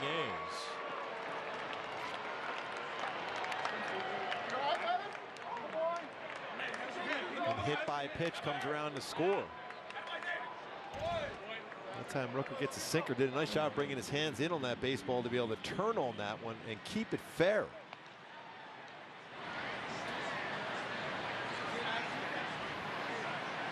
From the Angels' standpoint, the A's have had an uncomfortable amount of success against the Angels this year. These two teams are 5-5 against each other. Oakland's only won 8 other games against American League West teams this year. They're 13-36 inside the division.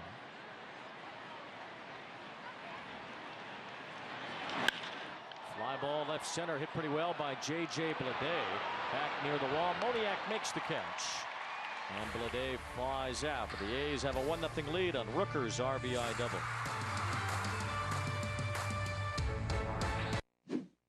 Prescription eyewear can be really expensive, but here's the secret. Glasses don't actually cost that much to make. Surprise! Especially when you design your own eyewear and then sell it directly to your customers. Like we do. Oh hi, we're Warby Parker. Our glasses start at $95, including prescription lenses. And the best part? You can try 5 pairs for free at warbyparker.com. The power of baseball goes beyond the field. What an exciting time.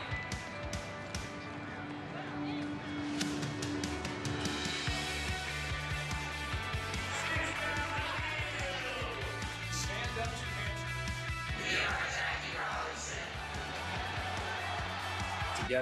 Together. Together.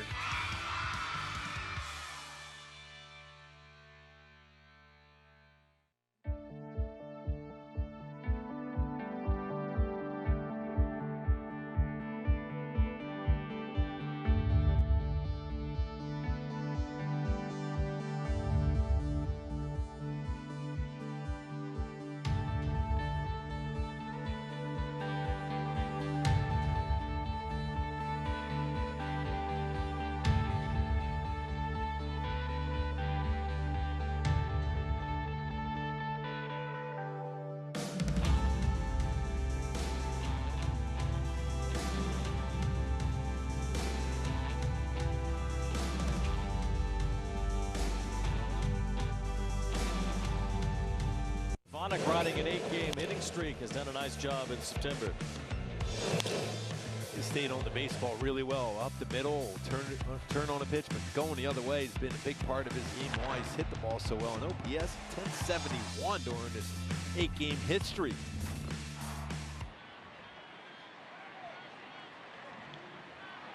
And you look what he did in the minor leagues this season. Outstanding numbers. He's carried it right here to the major league level. Hitting over 300 this season. 8-game hitting streak. He has 13 hits during those 8 games. 2 balls and no strikes now on Stefanik, with Fletcher behind him and then Shonowell.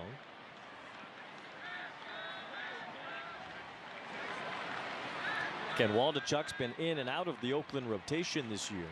And the reason why he keeps getting out of it is because he walks too many hitters. He has walked 68 hitters in 136 innings this year. It's roughly 1 for every 2 innings of work.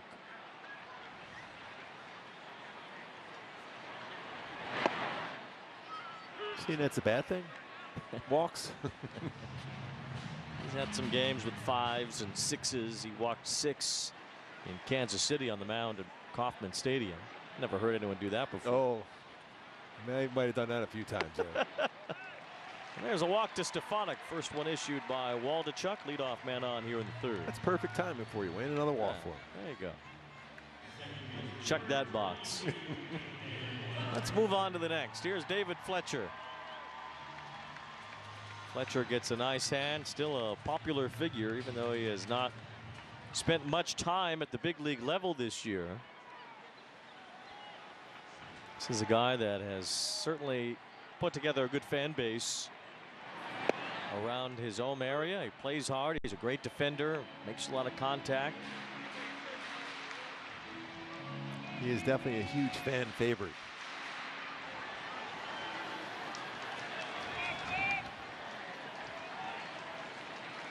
Fletcher out of Cypress High School.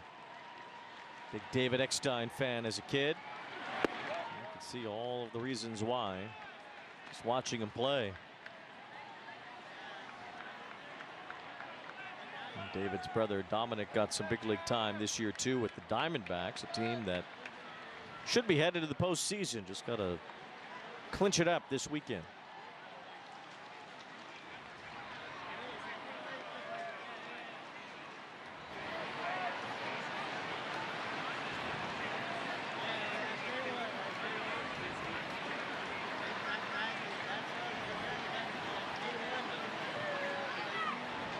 Fletcher bunts first base side right on the line. Waldichuk trying to scoop it. It's not in time. Bunt base hit for Fletcher. All the little things that Fletch can do. It's a tough play for a left-handed thrower because you got to get to that baseball. The only chance you have is if you get it and flip it with the glove. It's right down the line. Just push it. Again, it's a high pitch, and of course Fletch somehow makes contact on something elevated, and then just pushes it right down the line. So he was kind of in between for the first baseman too. He didn't want to charge it and leave first base unattended. You see, he tried to flip it with the glove. So now the Angels have 2 on, nobody out. Here's Shonowell. And these two look alike. I first saw Waldichuk and then Shonowell. That was a little resemblance. It's not like Trout and Renfroe. That's pretty good right there. That's pretty close. See who wins the battle here. Gotta see get a little better look at Shonowell's eyebrows, because Waldichuk has kind of bushy eyebrows. So you kind of see under the hat little. Where's Bobby's Groucho Marx look? You can bring that back for Waldichuk.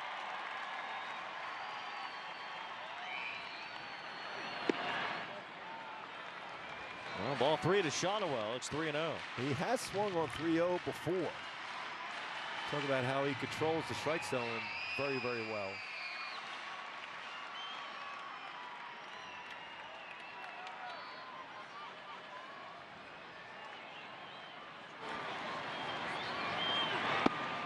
There's a strike, 3-1. That was below the strike zone there. And somebody saying something in the dugout to Nelson on that one. That's definitely not in the zone. Shonowell trying to extend that streak to 28. Consecutive games reaching base safely to begin his career. It's 3-1. And there's ball 4. The streak continues. 28 in a row for Shonowell. Patience. Knowing the strike zone. It's like that. 28 in a row for Owen Shonowell. Now the Oakland pitching coach Scott Emerson comes to the mound. Shonowell can tie Enos Slaughter by reaching base tomorrow or Sunday, assuming they'll play tomorrow against the right-hander Joe Boyle, who will pitch the finale of this series, or rather the middle game of this series tomorrow. And then J.P. Sears will start for the A's on Sunday in the season finale. Angels are expecting to use Kenny Rosenberg and Davis Daniel to eat up starter type innings this weekend, if not necessarily to start. A chance here for the Halos to get on the board against Waldichuk and even take the lead. A walk, a base hit on a bunt, another walk. And now the batter is Zach Neto, who flied to center his first time. Oakland scored in the top of the third. The Angels trying to answer here in the home half. All of a sudden, cannot find the strike zone.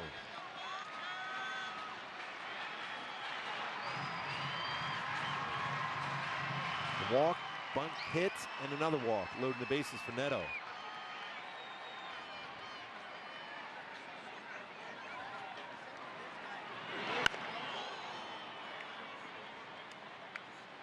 Ball, one strike. That ball got lodged out in front of the dugout. See Tim Salmon trying to jump the rail there. Kenny Rosenberg bailed him out. Tim says, nah, I'm not going over it. I'm not reaching over for that one. He was about a half second from the blooper reel right there.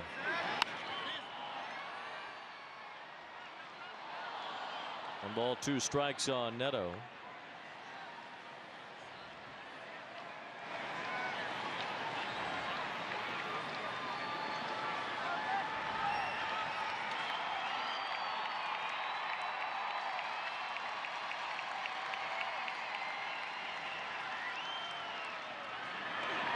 Swing and a miss. Neto strikes out. One away, but the base is still loaded, and now Brandon Drury will bat. Another strikeout on the sweeper.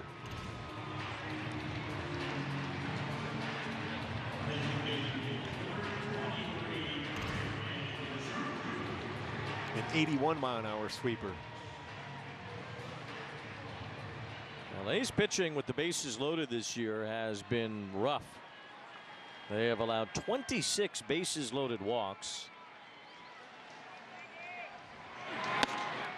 They have allowed 8 grand slams this year. In fact, they lead the majors in hits allowed, grand slams allowed, walks allowed, and wild pitches allowed with the bases loaded this year. That is unbelievable numbers. That's historic type numbers. See if Brandon Drury can add to those numbers here. There's a strike from Waldichuk.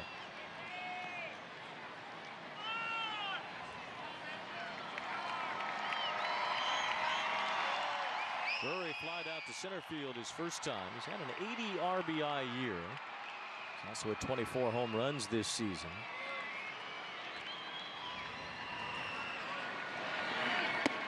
He's been second to Shohei in all of the main offensive categories this season on the ball club.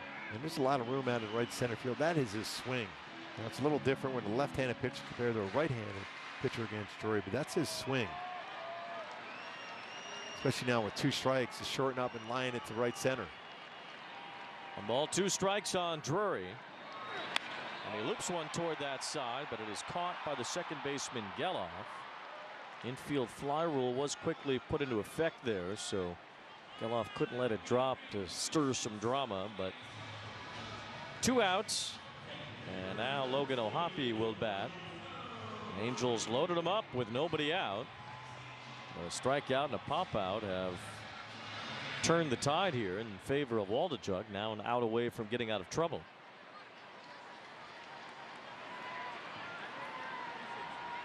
O'Hoppe with a base hit his first time. Angels have had a couple of hits.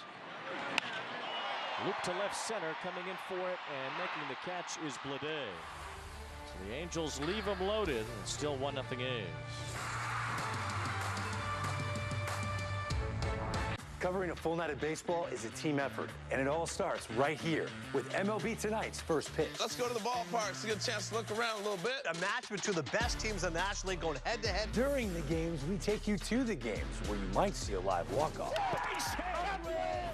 And after the games, we want to hear from the players as bad as you do. First career walk-off hit. How did that one feel? Oh, man, it's as good as it gets. And that's how this team covers every team on MLB Tonight.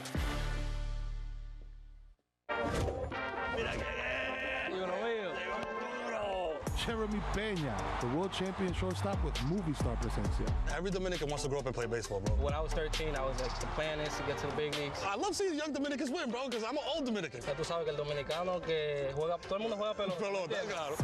I was just looking forward to playing again, man. This is going to be a fun year. Salud. A la vida más linda. Salud, hermano.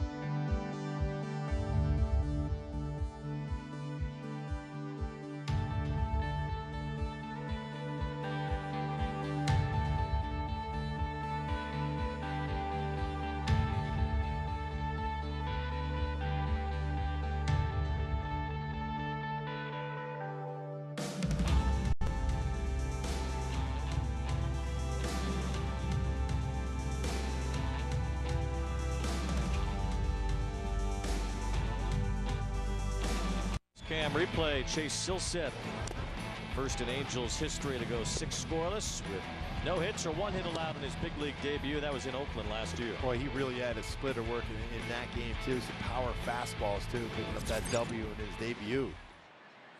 Been some good moments for Silseth this year as well.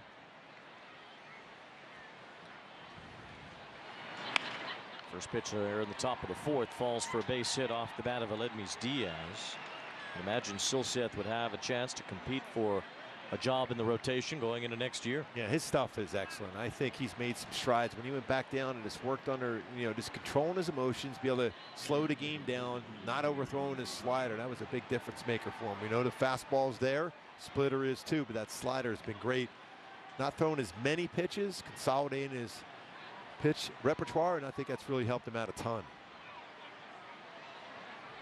Obviously no idea what Shohei will do in the offseason in terms of which team he'll be on next year, but we know for sure that he will not be pitching next season. So if he's still with the Angels and not a part of the rotation, do we see the Angels return to a 5-man rotation next year?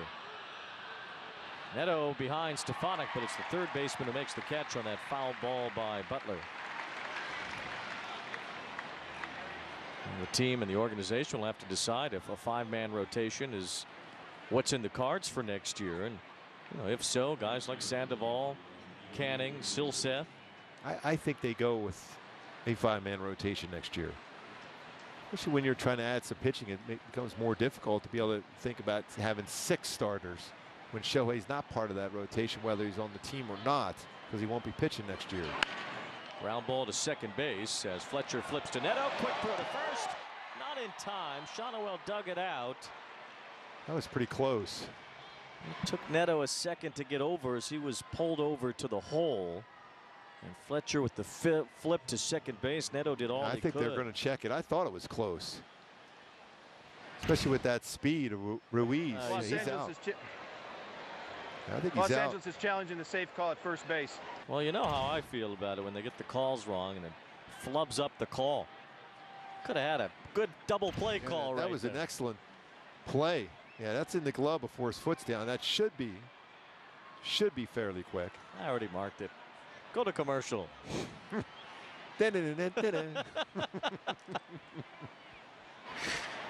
that ball is in the glove. Control, foot not down. Silseth knew it too, and we will all know it here soon. After review, the call is overturned. The runner is out. Los Angeles will retain its challenge. All right, cue the music. Go to break.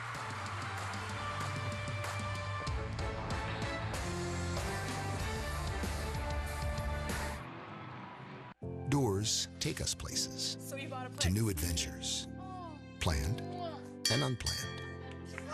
They lead to goals and connect us to family. I didn't get the part. Your dedicated Fidelity advisor can help you open those doors. I did get waiter number 2. Because they know you. They can help you create a comprehensive plan for your full financial picture and personalized money management. With the right balance of risk and reward, doors were meant to be opened.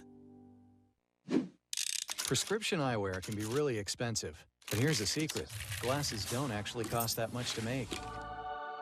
Surprise, especially when you design your own eyewear and then sell it directly to your customers, like we do. Oh, hi, we're Warby Parker. Our glasses start at $95, including prescription lenses. And the best part? You can try 5 pairs for free at warbyparker.com. ED is difficult for me and for my partner. Through HIMS, I can message a licensed provider about clinically proven ED treatments. Like the generic form of Viagra, which can cost 90% less than the brand name version. Then HIMS ships discreetly to my door for free. I never knew it could be this easy to get my confidence back. Now we can both count on a great experience every time. Start your free visit today at forhims.com. Our team, a member of our crew, a steadfast presence here at every Angels game, going back 30 years, the man, the myth, the legend, our friend Dwayne Ivey, who is calling it a career at the end of this season. Dwayne, 30 years behind the camera, and now you're in front of it. How much are you hating being interviewed by me right now? How much do you hate being interviewed by me right now? Oh, God. You know, it's a grind, and I appreciate what everybody's done for me. And it's weird being on this side of it, getting an interview, and being on the other side shooting this. So I appreciate it. You deserve every moment of this celebration that we're giving you tonight, because everybody has always talked about how good of a teammate you are, how much of a steadfast presence you have been, how you're cool under any circumstance, how somebody else might not be so cool. So you've spent so many years, hundreds of games behind the lens. Do you have any memories that stick out over the course of your 3 decades? I do. I have a lot of memories. Actually, putting on that headset and learning how to listen to the directors and announcers, that's an art, and I remember that. What's your favorite sport that you have covered over the years? We know that you've done baseball. You've done a little bit of everything, right? It's so many. Super Bowl, baby? Oh, man. Probably football. Probably. Why football? Football's fast-paced, and you know, the mechanics of it and how everything flows. I like football, and plus I'm a fan of football. There you go. He's a fan of football. We got that too. I know you played pickleball on your off days. You and your wife Sherry, very active. You plan to play more pickleball now that you're walking away from standing behind the camera? I'll tell you, it's going to be pickleball. It's going to be tennis. It's going to be bike riding, and I'm just going to enjoy my life and have a good time. As you should. Now, we've got something special for you, because we want you to remember this night, because we want you to know how much we appreciate you. We got a cake for you, Dwayne. Hopefully all of you and your friends can enjoy this at some point tonight. But if we catch you down there in the camera well, eating your cake while you're shooting the game, we're not going to blame you. You know what? I'm going to take a piece of it while I'm down there. Also, I'd like to give a shout out to my teammates and the production team, my co-workers, and the whole group that I work with. I appreciate you all, and I'm going to miss you all. Also, the utilities and the guys up in the booth. Thank you, and I'm going to miss you all, and I enjoy being here. Well said, Dwayne. There are so many people that go into making a telecast go, and you have certainly been a huge part of that over the course of the years. Thank you so much. You're the best. Thank you. All right, guys. Oh, Dwayne. He is absolutely the best. His smile every day, walking by him for so many years, seeing that smile and just knowing he's got a chance to catch history, and he's caught a lot of history over the years at this ballpark. Dwayne Ivey, 30 years in business behind the camera. As Joe Adele pops this one up, so enjoy retirement and enjoy that cake. And you might want to send a little of that up to us too. We love to celebrate with you with that cake. Right, please. There it is. We could use a piece. Come on, Dwayne. He doesn't want to get slowed down on the pickleball court. He can't eat all of that.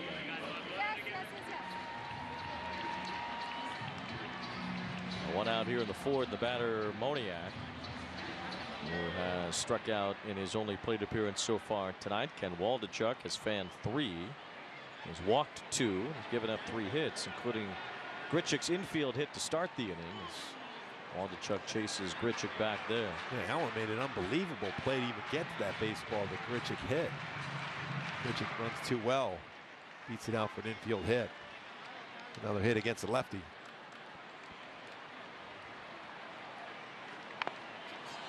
Ball up and in, and fouled by Moniak. Yeah, you always worry about those fingers for Moniak. It's been a good year for Moniak.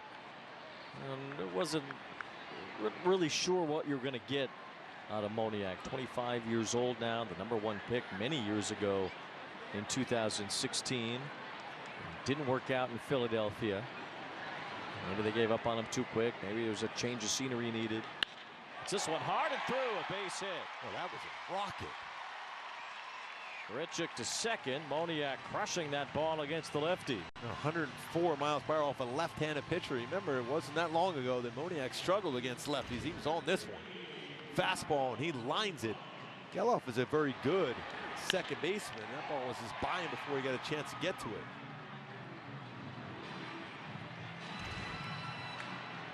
So 2 on, and the batter Stefanik walked his first time. 4 hits now against Waldichuk, 2 in this inning. The Angels still looking for their first run, trying to break through against the Oakland lefty. A chance in the third, loaded the bases with nobody out, but didn't score.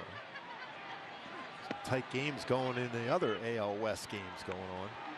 Texas, Seattle, zeros in the third, and zeros with the Astros against the Diamondbacks into the 5th inning there.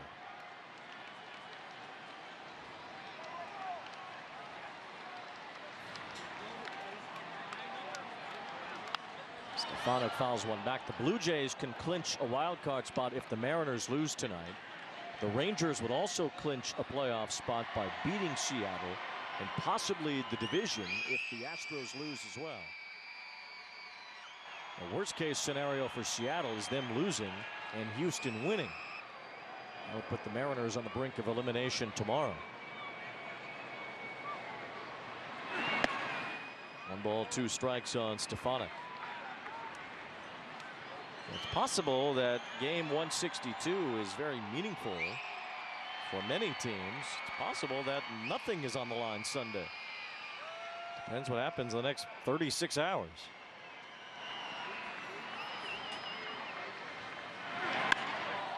Fly to right, and Esteury Ruiz has it for the second out. Grichuk tags and advances to third. Cubs are trying to find a pulse. They scored in the 8th and the 9th innings to tie the Brewers 3-3. Now in the bottom of the 9th in Milwaukee. Yeah, that's huge for them right now.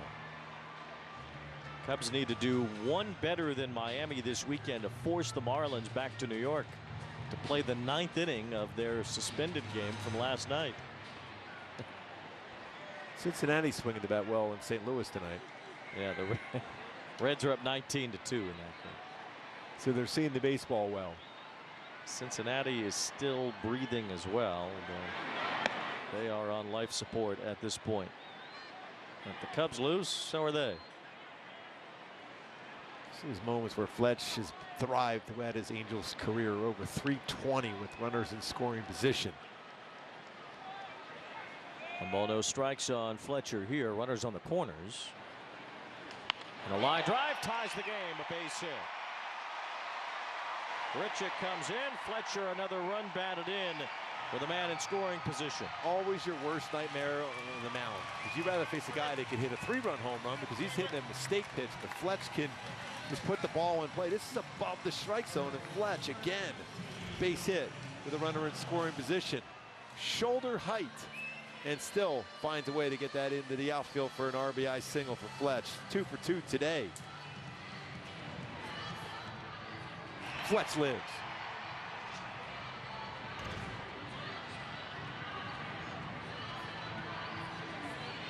See the clutch for Fletch. Unbelievable. 328 with runners in scoring position. Runners on base over 300. He's the guy you want up there in the 10th inning. Yeah, really.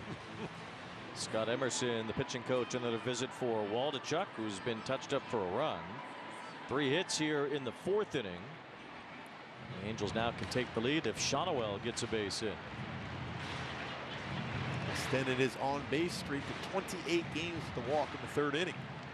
4th highest streak in baseball history to begin a career. Can tie Enos Slaughter, maybe even pass him this weekend if Shonowell plays both tomorrow and Sunday.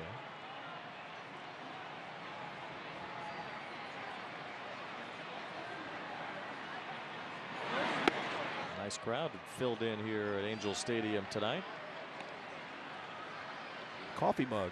Yeah. And tomorrow's the Kabuto. Might be wrapped around the street tomorrow.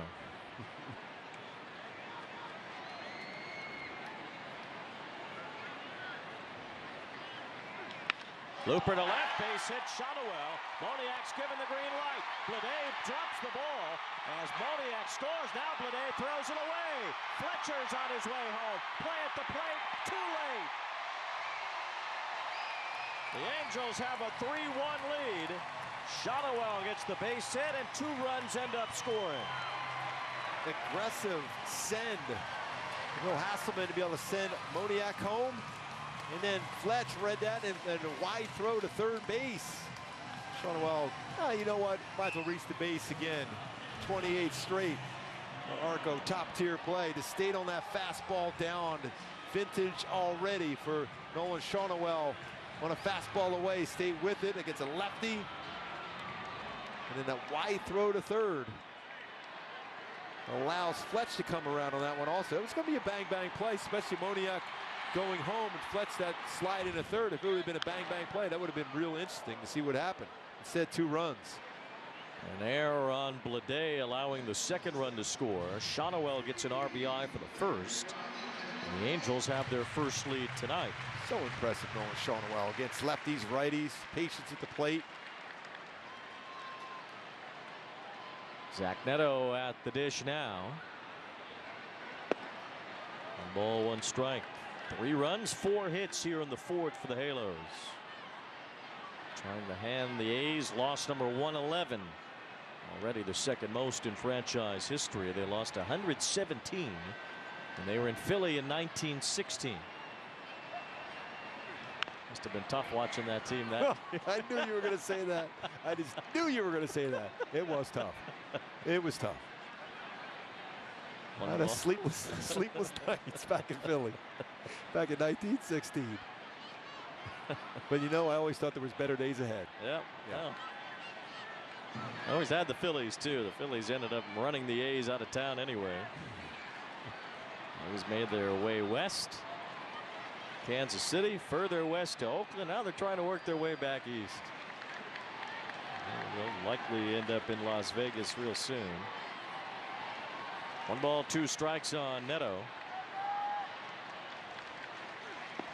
Ooh, hit him.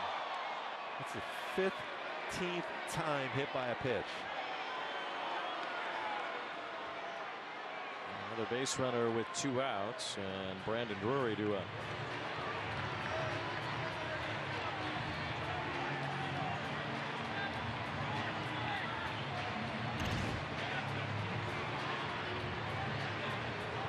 Lean on his foot.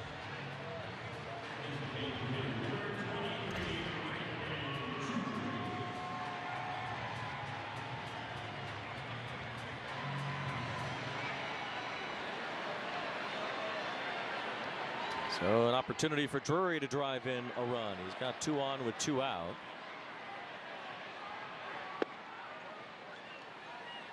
Waldichuk starting to miss a little bit more regularly now. 74 pitches for him in 3 2/3. Oakland's got the bullpen up. Waldichuk throw 101 pitches in his last start. A high bouncer here might get him out of the inning as Allen gets it to first to retire the side. But 3 runs for the Angels in the 4th inning. David Fletcher tied it with a base hit, scored on an error after an RBI single from Nolan Shotwell. It's all for Dwayne on his retirement night. Grand Canyon University, an affordable private Christian university ranked top 20 campus in the country, offers 330 dynamic academic programs informed by industry and student learning outcomes. In addition to federal grants and aid, traditional campus students received nearly $180 million in scholarships in 2022, with many attending for less than the cost of a state university and less debt after graduation. See what scholarships you may qualify for. Find your purpose at gcu.edu/myoffer. Why pay over $100 a month for cable when it's half the cost for Fubo TV?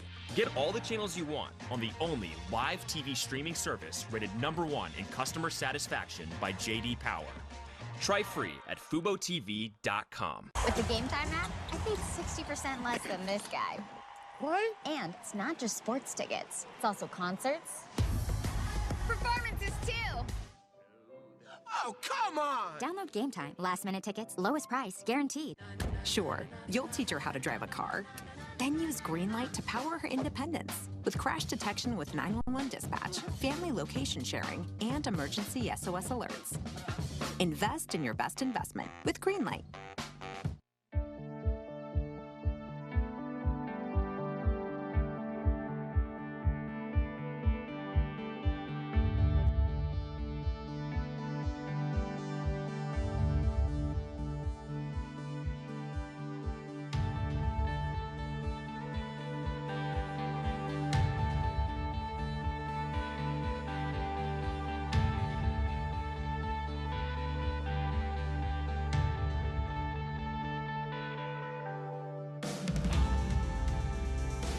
A run on 2 hits, and expected to see Davis Daniel eat up some innings at some point this weekend. I guess it's happening now. Yeah, we know his fastball's got pretty good life to it. So that good breaking ball and changeup will throw. Daniel made his major league debut earlier this month. He is one of 66 Angels that have been used this year, tying the franchise record that was set last year. That's a lot of players used in a season. You start with 26, so to use an entire 40 above that shows how much the Angels have had to deal with from a roster standpoint. Nick Allen leads off the 5th, takes a strike from Daniel.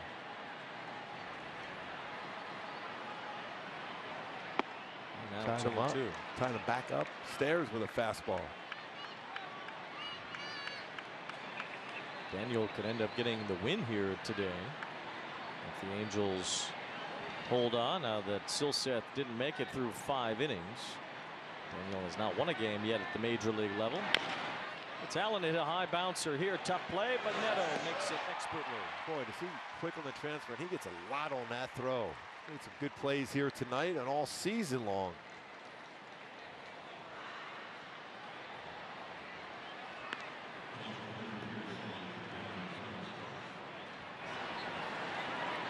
Here's Soderstrom. Lined out softly to third base his first time. Left-handed hitting catcher who's had a bunch of homers in the minor leagues.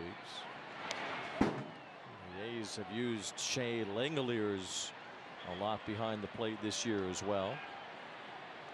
A couple of young catchers. Langoliers had 21 homers this year, but didn't hit for much average, didn't get on base a lot.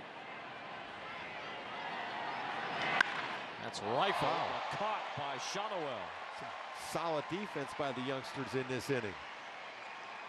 Nearly 107 miles per hour off the bat. Shonowell has got a walk and a single and an RBI and an outstanding defensive play. 2 down here in the 5th, then back to the top of the order with Ryan Noda.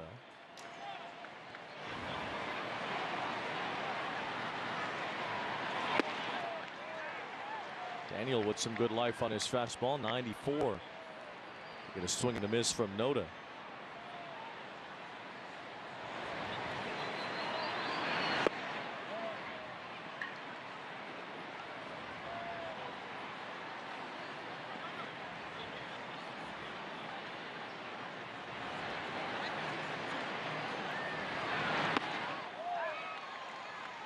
Pretty effective with his fastball upstairs.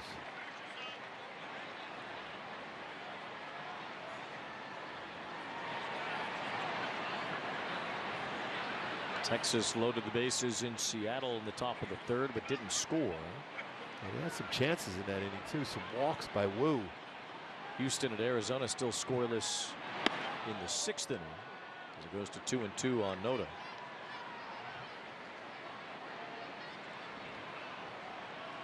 Big games in those 2 tonight. Cubs are still trying to fight in Milwaukee. 3-3 in the 10th inning now at American Family Field.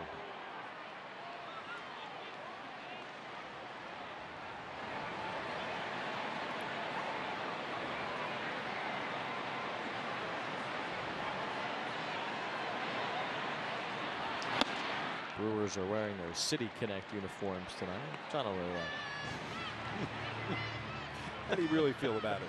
Well, I like the Cubs ones even less.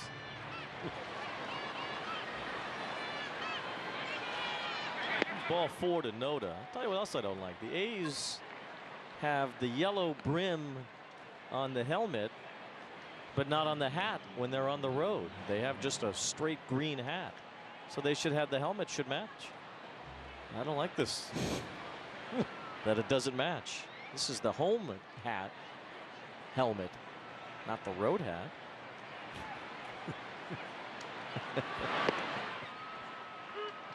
A little edge working there today, Wayne.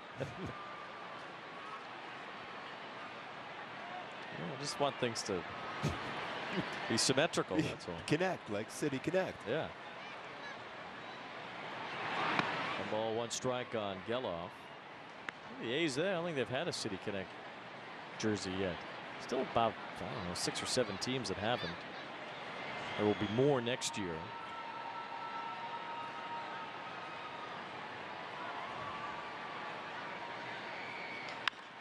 What city would they even connect to?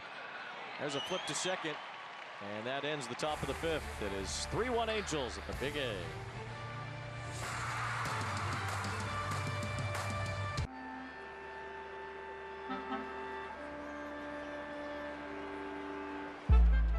You wanted more speed? We've got you covered. More action? More runs? Oh yeah. More leather coming right up. Pound for pound, this is the best baseball you've ever seen. This is Garrett Cole. This is Christopher Russo. And this is the High Heat Hot Seat. Garrett Cole plays hard, so he doesn't end up here. High Heat with Christopher Russo, helping players play harder on MLB Network. Covering a full night of baseball is a team effort, and it all starts right here with MLB Tonight's first pitch. Let's go to the ballpark so you get a chance to look around a little bit. A match between the best teams in the National League going head-to-head. During the games, we take you to the games where you might see a live walk-off. And after the games, we want to hear from the players as bad as you do. First career walk-off hit. How did that one feel? Oh, man, it's as good as it gets. And that's how this team covers every team on MLB Tonight.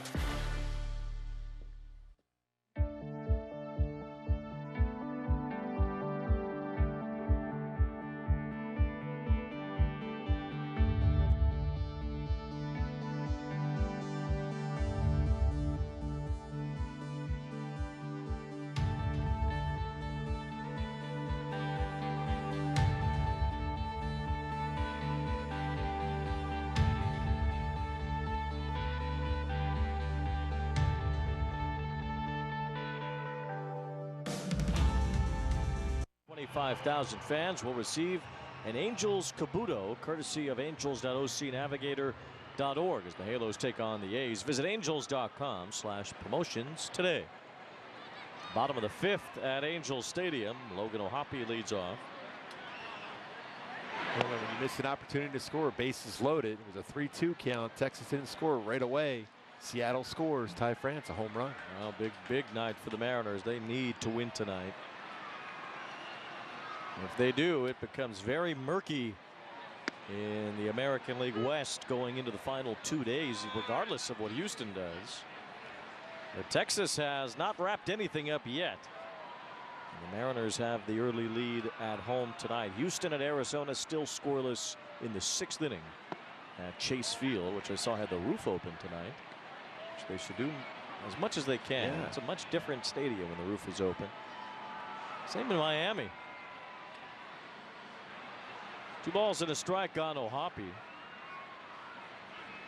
Wave and a miss there. I've never even seen the Texas new stadium with the roof open. No. Have you? No. Barely see that with even a Minute Maid Park show. I think they've only had that open down in Houston. Well, 2 years ago it was open a little bit more, but this past season hasn't been open hardly at all.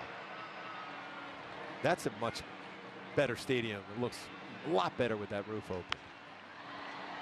2 balls, 2 strikes on O'Hoppe. Rogers Center is open all the time up there in Toronto. They open theirs a lot. And Seattle's open pretty often. Well, somebody just hit a 3-run homer for the Astros. And that would be Jose Abreu. Wow. Remember, he struggled with power early on, but he's been coming up with some clutch hits for them of late. His 18th home run. Now has 88 RBIs on the season. Out of nowhere. Tell you what the nightmare scenario is for Texas is if they lose and then Houston wins. Then it's real close. Yeah. The Rangers would have a 1-game lead over Houston and 2 over Seattle. And if there's a 3-way tie, then they got to shake all that out. Toronto still has not clinched anything either. There's ball 4, so Hoppy draws a leadoff walk here in the 5th. Third walk issued by Ken Waldichuk.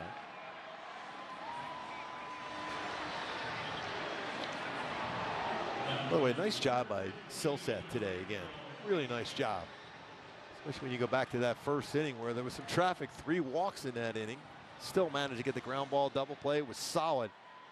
Just 1 earned run allowed in 4 innings. I would have to think that Silseth will compete for a spot in spring training. Yes. I think he's got a chance to be really special. Fly ball to right from Grichuk. Ruiz backing up to make the catch.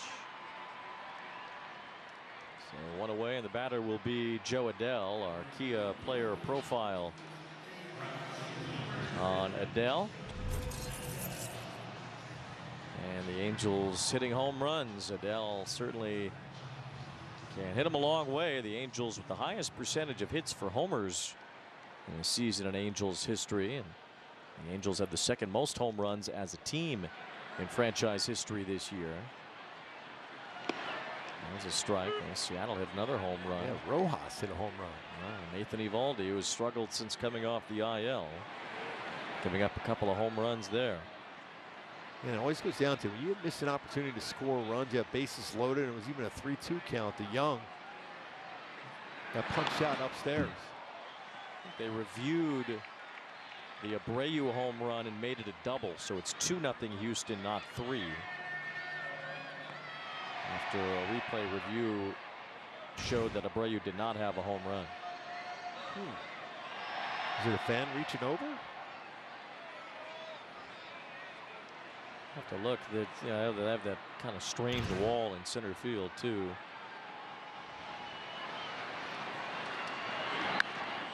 Bell pops this one up around home plate. Yeah, it was in that center field wall, and they just couldn't tell if it hit above the yellow line or not. Looked like it did, so I don't know. That's a big run taken off the board if you're Houston, because their bullpen has been used a lot of late. Adrian Martinez getting loose in the Oakland bullpen. 2 outs. Hoppy in scoring position with Mickey Moniak up. Moniak hit the ball hard for a base hit his last time. Put a good swing on it against the left-hander.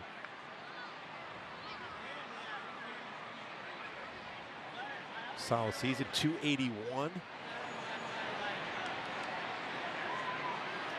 36 extra base hits. 6 stolen bases for Moniak.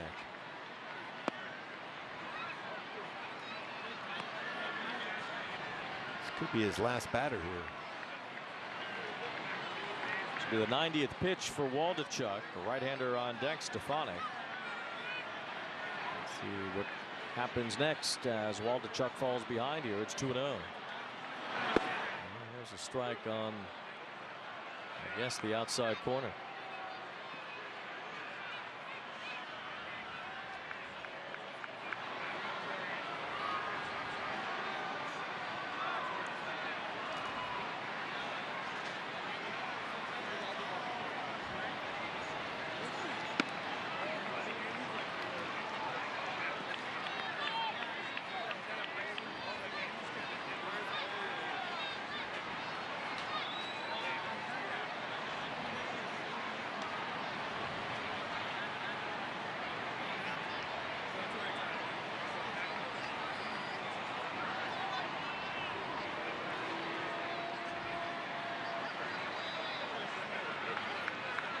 Should be a pretty good pitch to drive here now for Moniak on a 3-1 count. Especially knowing that you might be facing your last batter. Hit hard, straightaway center. Backing up for it is Butler. He's at the wall. It is gone. Mickey Moniak off the lefty. Drives one out. A 2-run homer, and the Angels up 5-1. Boy, welcome back to Mickey Moniak. Crush it to right center. That's back-to-back really solid at-bats against the lefty. 14th home run, now 45 RBI on the season for Moniak. Getting a little Kabuto time before we all get to wear that tomorrow.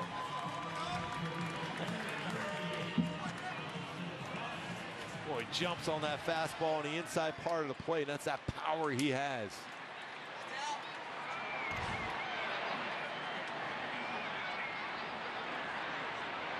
That is his first major league home run off a left-handed pitcher.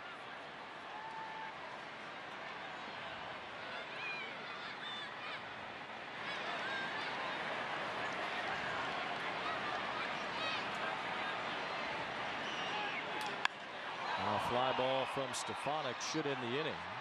And the Angels tack on 2 more. Mickey Moniak going deep off a lefty for the first time. Takes Waldichuk out. And the Angels have a 5-1 lead over the Oakland A's.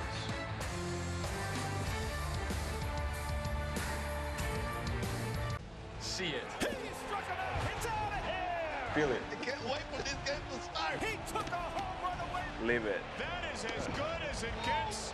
The big plays. The beauty of sports is when the hero comes through. Yeah, the tense moments. We have an update we must show you. He's done it again. With live look-ins, highlights, and breakdowns. That might be what it takes to win. MLB Tonight on MLB Network. Sunday, from home plate to fashion plate. Go behind the seams on Inside Stitch at 11 Eastern. Then baseball cards take center stage. Join Greg Amsinger for a look at all things cardboard on MLB's Carded at 11:30. Sunday on MLB Network.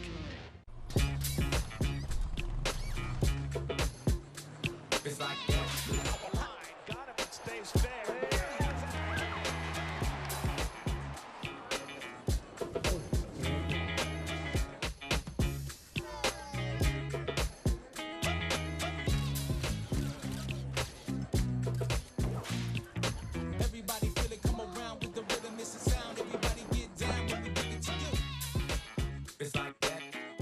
You want highlights?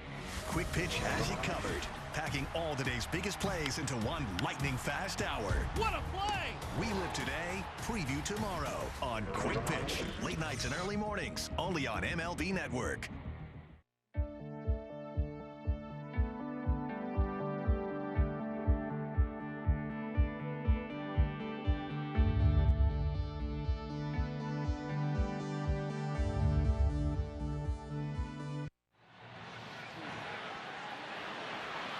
Angels with a cushion now, 5-1, thanks to a 2-run homer from Mickey Moniak in the bottom of the 5th. 5 runs in the last 2 innings. Put the Halos on top, and now Davis Daniel in his 2nd inning of work. Could be staring down his first big league win tonight. Gets ahead of Brent Rooker, 0-2. Chase Silseth only went 4 innings. And that is not enough to qualify for a victory for a starter. Liner to Moniak as he ranges over. 1 away. The Astros in Arizona trying to win a big game, and Jose Abreu, who has been enormously good with runners in scoring position this year. Well, he hit one that almost was a home run. The Diamondbacks center fielder thought it was a home run, but after a replay review, it wasn't. Still, Abreu giving Houston a 2-0 lead. That came down the bottom of the 6th inning. In Arizona, it has not been a very good year for Abreu, except for when there are men in scoring position. Yeah, he's been really good. The ball would have hit the yellow line, it looked like, right? It looked like it. I guess they had a better look on the replay with that kind of unusual wall setup they have at Chase Field in center field. Kind of get up to the top of the wall there. There's that overhang, and there's always some kind of trouble created by that. And the Mariners just ripping homers now against the Rangers. This ball is hit to Neto, and he throws out Blade. Seattle with a 3-run third inning on home runs from Ty France and Josh Rojas, and then Eugenio Suarez with an RBI double. And the pressure is going to start to mount on the Rangers here in the next couple days. Yeah, no doubt, especially after the way that game got away from them last night in the 9th inning. Seattle carried that momentum into today. Jose Urquidy is shutting down the Diamondbacks tonight. 6 shutout innings from him. So if Houston wins and Seattle wins, the AL West becomes crunched going into game 161 tomorrow. This is what you envision and hope for, some really close races till the very last game. Well, the Cubs lost, and as my Italian Chicago grandfather would always say about them, stick a fork in them.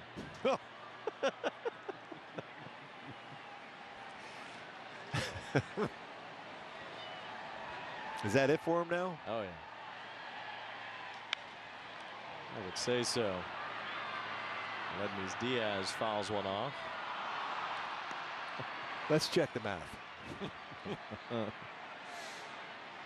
Cubs needed to play one better than Miami this weekend to force the Marlins to play on Monday. So now that's the only thing the Cubs can do now, is force Monday at best and hope the Marlins don't figure it out. Shotwell dancing around the bag, catches that in foul territory, and it's a 1-2-3 top of the 6th. This is Chris Bryant. This is Christopher Russo. And this is the High Heat Hot Seat. Chris Bryant plays hard so he doesn't end up here. High Heat with Christopher Russo, helping players play harder on MLB Network. Keep up with every team on MLB Network wherever you go. Just download the MLB app, click MLB Network, and sign in with your TV provider info. Then watch MLB Network all day, every day, your way. Loco. Bueno, hay que conmemorar la vaina, loco. Una corona que no la mete. Ay, ay, ay. Me debe una. No había visto una ciudad así tan bonita, ¿no? Wow. Como el estadio ya se ve.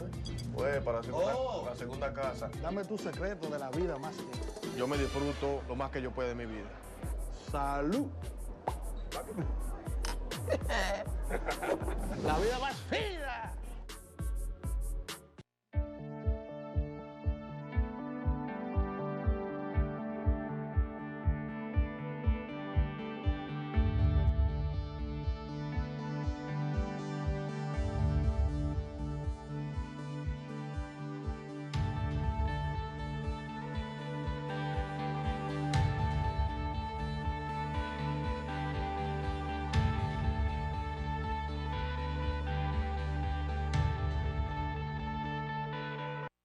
Brought to you by Nissan. At Nissan, we make cars that thrill. Experience the thrill for yourself. Today, shop NissanUSA.com. By Crimely, authentic French frozen yogurt. Good for you and good for the world. And introducing Spectrum One, Internet Advanced Wi-Fi and mobile for just $49.99 a month. Visit Spectrum.com. We had choirs from all around Southern California at the ball game tonight, singing the national anthem, including the Friends Christian School. And Jeff Kirby's daughter, Lila, participating in the national anthem today. She did an outstanding job.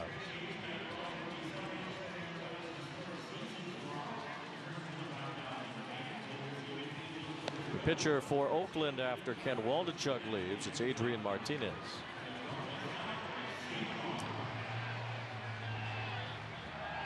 Second game, he whipped 1.43 opponent's batting average, just under 280. Fastball, 92-95, slider, changeup. David Fletcher's had a good night, 2 for 2. RBI and a run scored. Angels ahead 5-1 here in the bottom of the 6th.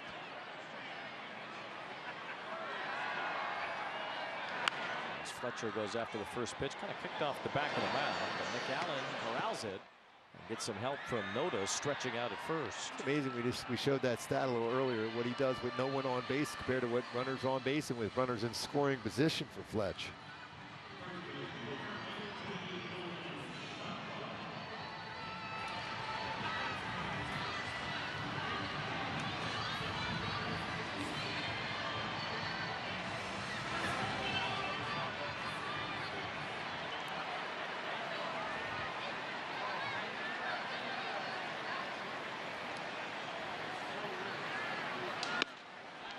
28 straight games for Shawnoel reaching base. A walk and an RBI single tonight. Well, that's an impressive streak for Shawnoel. It's only been done 4 times in baseball history. Only once in the last 75, 80 years. Enos Slaughter put his together in 1938. 85 years ago, and Enos Slaughter did that. Truck Hanna 105 years ago, and Alvin Davis 1984. So in recent history, really just Alvin Davis has done it. Still, it's amazing he was just drafted just a few months ago. Yeah, on top of that, Shawnoel was in the minor leagues for a month and a half. 2 up, 2 down here in the 6th inning as Adrian Martinez gets a couple of quick outs, and now Zach Neto will be the batter.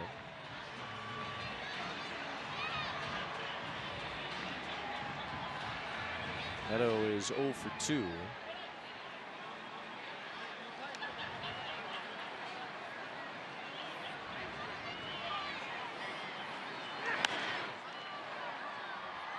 Made some really good plays at shortstop tonight. Hit by another pitch. 15th time he's been hit this season.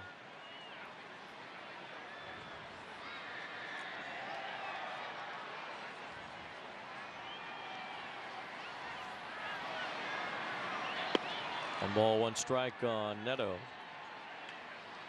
Neto made his major league debut earlier this year, the first from the 2022 draft. Shawnoel, the first from 2023, and Chase Silseth, the first from the 2021 draft to get to the big leagues, and all have contributed in this ball game tonight.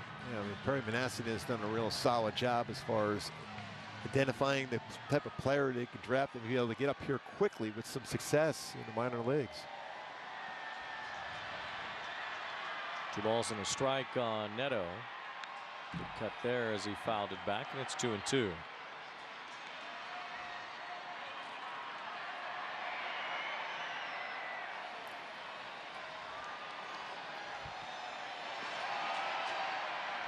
Got the wave working here. Coffee cup is working. I think everybody's loaded up on caffeine. Yes. Could be. This is going to be a tough play. And Martinez had no chance. Infield hit for Zach Neto.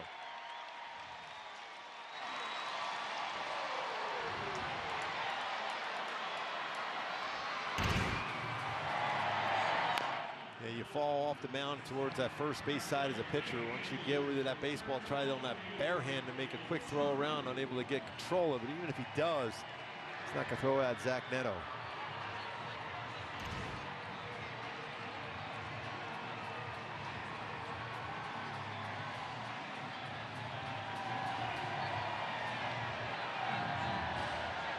Now Brandon Drury will have a chance. He's 0 for 3.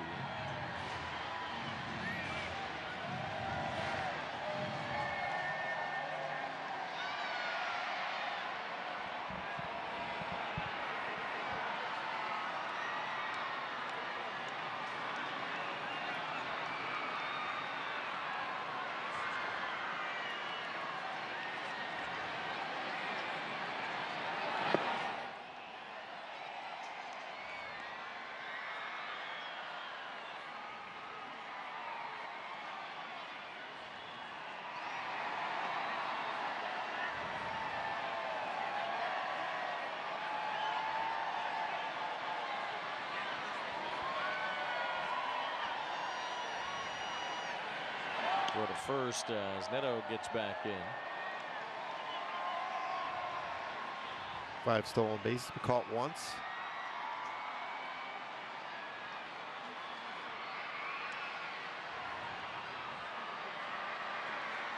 Drury has had some numbers against the A's this year. 4 of his home runs and 13 of his RBIs have come against Oakland. Neto gets those big leaping leads off of first. I like Volpe with the Yankees. Hasn't taken off much. Doesn't have great speed, but you can still steal bases, especially now, without great speed. But Freddie Freeman, who's had 20 stolen bases or so this year for the Dodgers. It doesn't always take a flash of speed to get from first to second on a stolen base try. And Neto takes that leap when he times it right. He gets out pretty far. It's almost like that leg kick he has at the plate.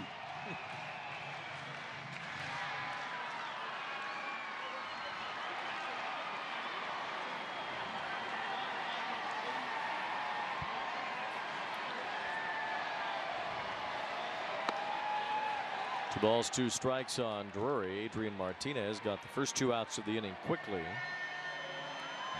has needed some time to go get out number 3.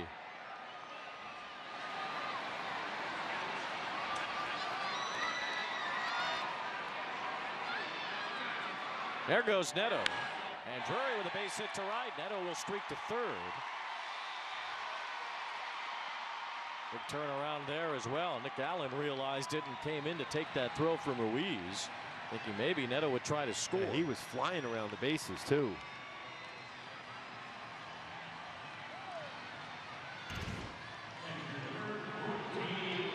He read that one down, and right away he's picking up Bill Hasselman to see if he would send him home. He's keeping right there at third base. He is quick.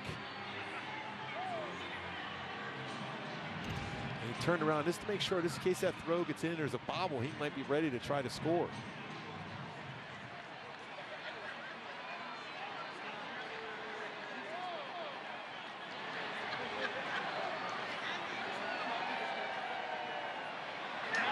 Well, Hoppy breaks his bat and floats one that Nick Allen catches up to. That ends the inning. Couple of hits. The Angels still lead by 4.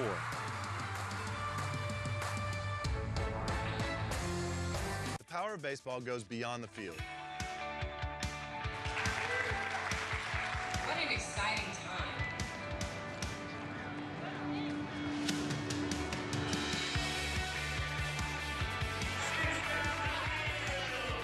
Stand up to we are Jackie Robinson.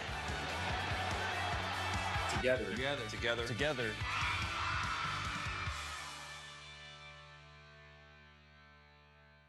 This is Garrett Cole. This is Christopher Russo. And this is the High Heat Hot Seat. Garrett Cole plays hard, so he doesn't end up here. High Heat with Christopher Russo, helping players play harder on MLB Network.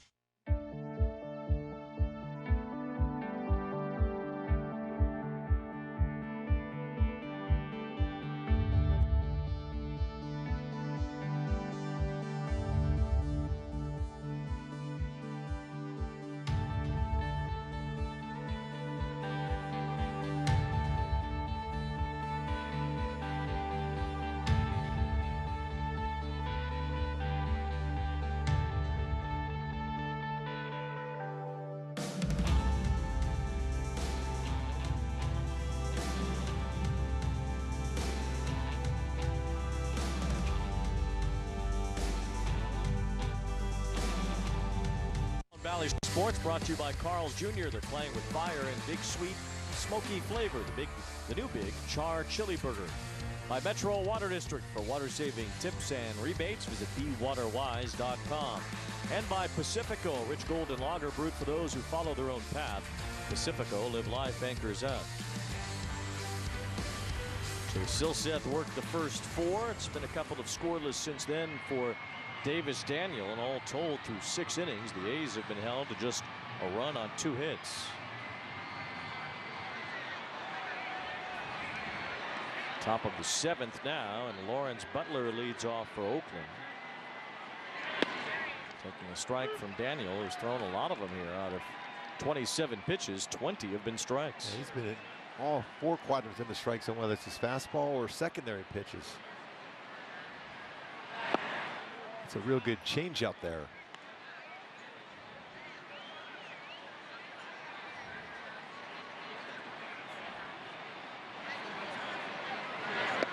Another good change up.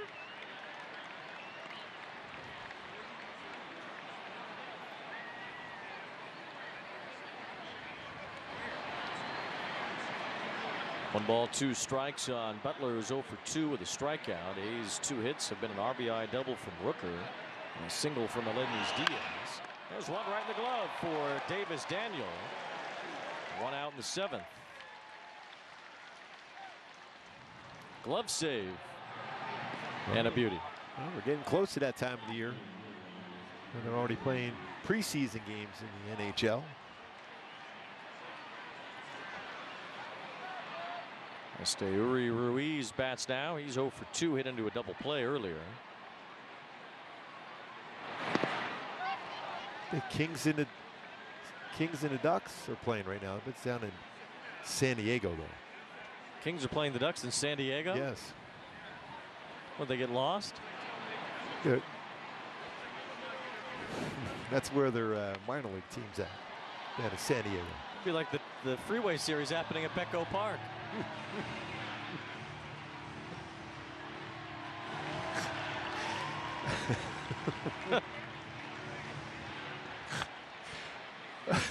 So there, strike 3 call. 95 from Davis Daniel as Ruiz strikes out looking. 2 up, 2 down. Take you to Seattle, where a big game is brewing between the Rangers and the Mariners.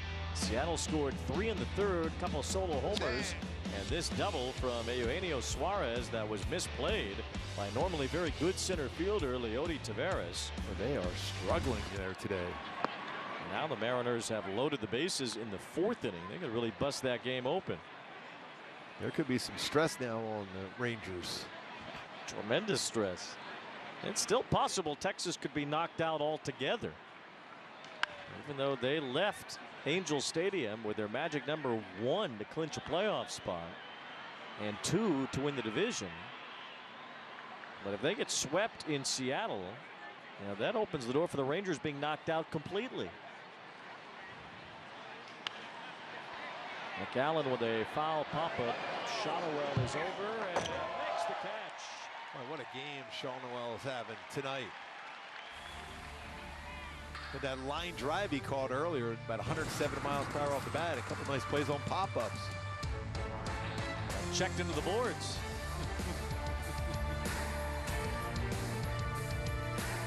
Covering a full night of baseball is a team effort, and it all starts right here with Harold and Adnan on MLB Tonight's First Pitch. Who's ready for baseball? It's time for the first pitch. We're about 25 minutes from game time. I'm so excited. Our quick hitters right out of the gate. During the games, we take you to the games where you might see a lot. Greg, we have a potential walk-off at Wrigley. No way. What's going on? Oh, there's got a runner at third and Nico Horner's up. Here's a pitch. Base hit. Nico rocks it out. Cubs win. Cubs win. And after the games, we're all about instant highlights and player reactions. Nico, congratulations. Your first career walk-off hit. How did that one feel? Man, it's as good as it gets. And an amazing crowd here tonight. Wrigley Field is a very special place. We're feeling good right now, for sure. And that's how this team covers every team. All in a night's work on MLB Tonight.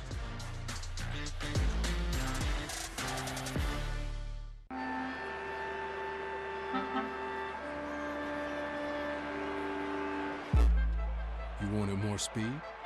We've got you covered. More action? More runs? Oh, yeah. More leather coming right up. Pound for pound, this is the best baseball you've ever seen.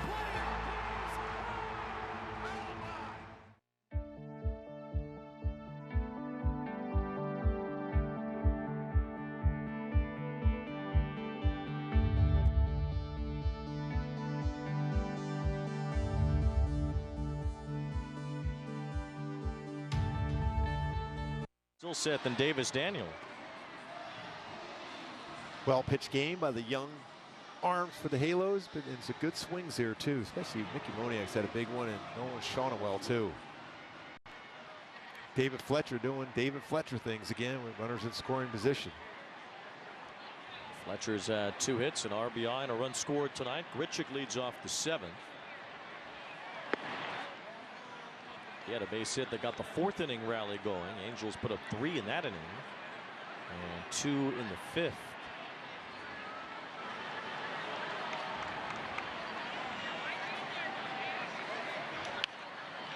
Cue shot off the end of the bat as Geloff retires Grichuk.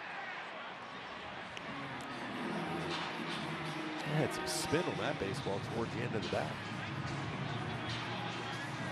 One away, and the batter will be Joe Adell. It's been a tough night so far, but with his power, that can change it around with one swing of the bat for Adell.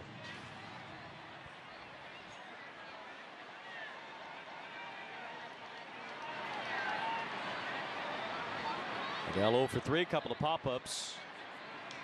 And there's a blast, right center field. Back for it is Butler at the wall. He's got it right in front of the wall. Adell just missed a home run. Good swing there for Adell. Just missed hitting that one out. Now time for our Sage pitching decisions.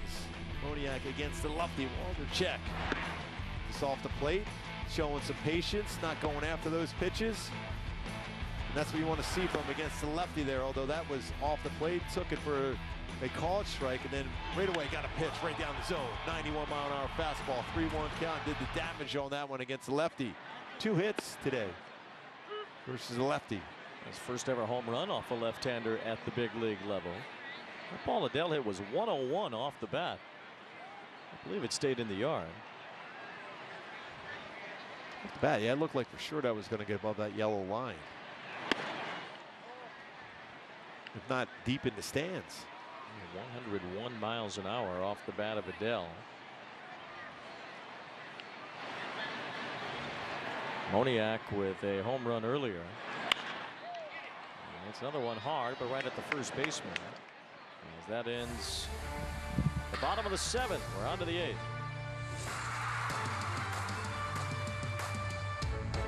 Sure, you'll teach her to drive a car. Then use Greenlight and teach her to save up for her own car. Mowing lawns and getting paid. Navigate the world of earning, saving, and investing together. Invest in your best investment. Greenlight. After your 9 to 5, the 5 to 9 should be your time to kick back and enjoy. Let Home Chef simplify home cooking so you can relax during the home stretch. Our oven-ready meals are easy to make and filled with fresh, pre-portioned ingredients. They cook fast in our oven-safe tin and make cleanup a thing of the past. Get dinner done quicker with Home Chef's oven-ready meals so you can spend your 5 to 9 however you want to. Delicious meat simple. Get 18 free meals at homechef.com. Welcome to the Aura Sleep Lab. You need a bit more deep sleep. Getting enough high-quality sleep increases immunity.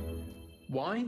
Because sleep helps fend off sickness. A good night's sleep boosts your number of infection-fighting antibodies and cells. And with your Aura Ring, you can learn how to sleep deep and keep your immunity up. It's like having a sleep lab on your finger. Go to sleepwithauraring.com.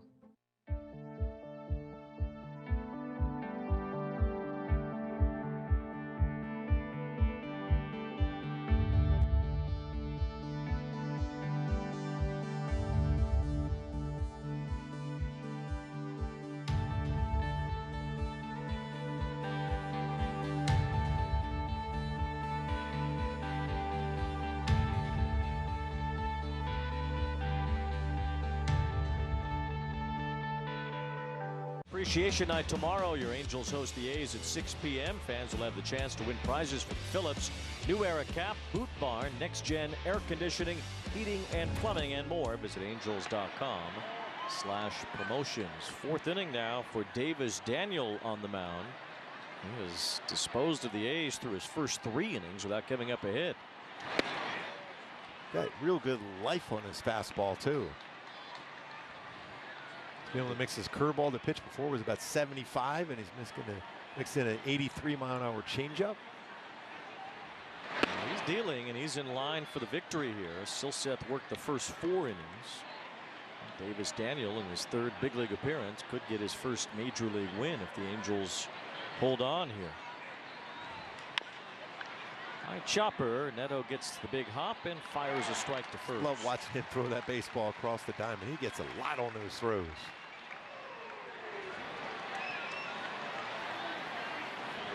So 1 away as Daniel continues to cruise, and back to the top of the A's order. It's Noda. 8-0 now. Seattle. Somebody crack a granny? The guy who won the game last night. Should be Crawford. Wow. Easy play for Shonowell. 2 very quick outs here in the top of the 8th inning. They must be going ballistic now in Seattle. 8-0 Mariners as Crawford got the rye bread and mustard out. Well, the last couple of days, last few hours, really, when you think about it. Walked it off in the 9th. Now a grand slam today.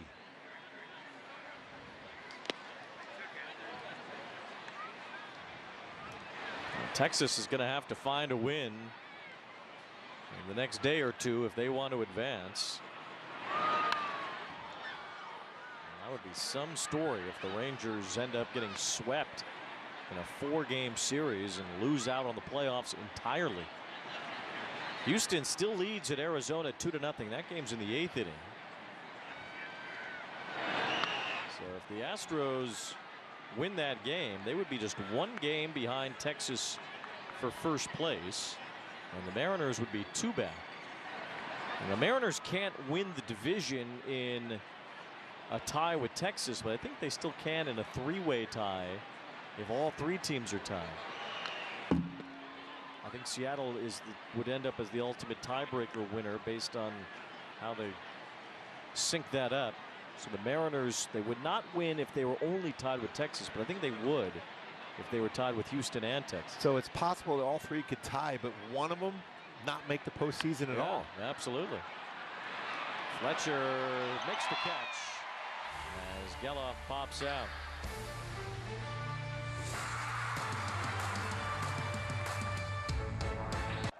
We love going to games, but good seats get pricey. So we use Game Time. Game Time checks ticket prices in real time and finds you all the best last-minute deals. We got our seats 20 minutes ago for 60% off. Last-minute tickets at the best price in seconds. Download Game Time now. ED is difficult for me and for my partner. Through HIMS, I can message a licensed provider about clinically proven ED treatments. Like the generic form of Viagra, which can cost 90% less than the brand name version. Then HIMS ships discreetly to my door for free. I never knew it could be this easy to get my confidence back. Now we can both count on a great experience every time. Start your free visit today at forhims.com. Prescription eyewear can be really expensive, but here's the secret. Glasses don't actually cost that much to make. Surprise! Especially when you design your own eyewear and then sell it directly to your customers. Like we do. Oh, hi, we're Warby Parker. Our glasses start at $95, including prescription lenses. And the best part? You could try 5 pairs for free at warbyparker.com.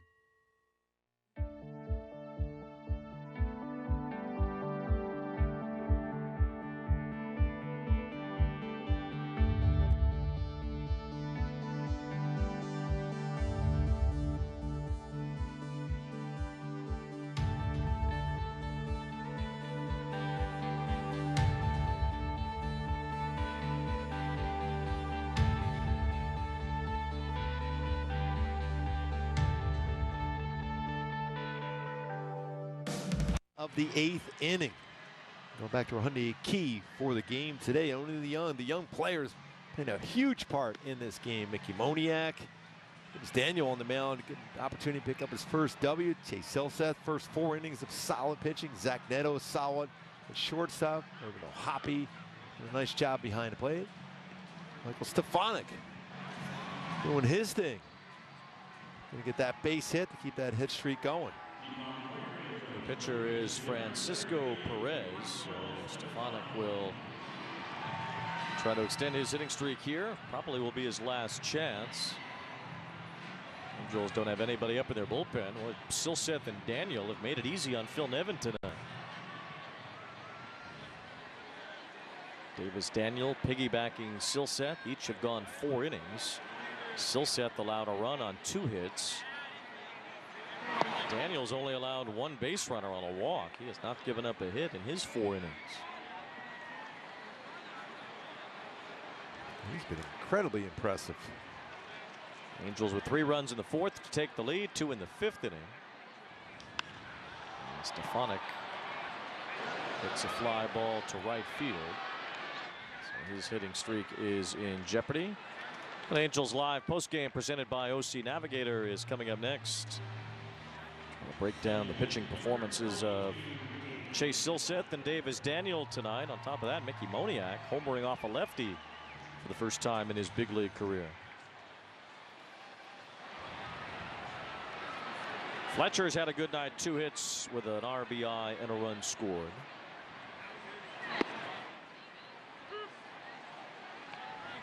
With Miami winning today, the Padres were officially eliminated. Well, they won again. Now they're at 500. 500. That's amazing what they've done. They've won 18 of their last 25. Wow. Too little, too late. Yeah, they were still in this thing somehow, some way, in case it was a 3-team tie scenario. But with the Marlins winning, there's no longer any scenario involved for them. The Padres officially eliminated today. After that magical run they had last year in the postseason. Everybody's darling pick in the National League West this year. Ended up not even getting close to the Dodgers, who are up around 100 wins again, looking for number 99 tonight. They lead the Giants 6-2 in San Francisco. Freddie Freeman got his 59th double tonight. Yeah, he's got 3 more hits tonight. He gets to 60 doubles. It'll be the first since 1936 to get to 60 doubles in a season. Also had close to 30 homers. He's had over 20 steals. And he's not even in the conversation for MVP at all.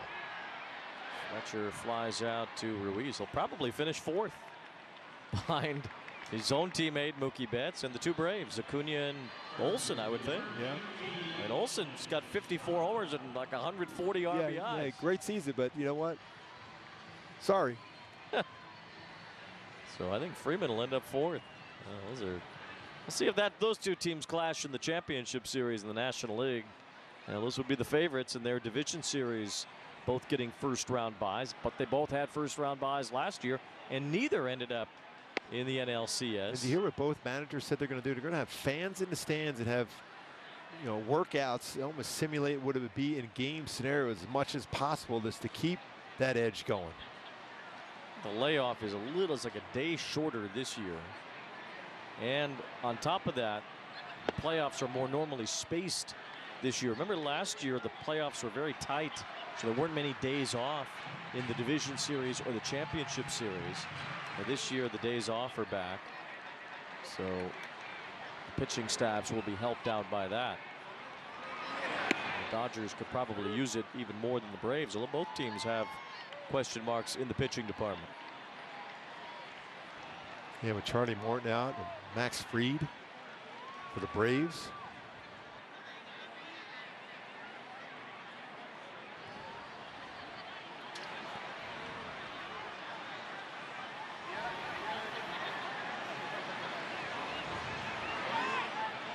Ball 2 strikes on Shonowell. He did extend his on-base streak to 28 games earlier. Has a walk and an RBI single today.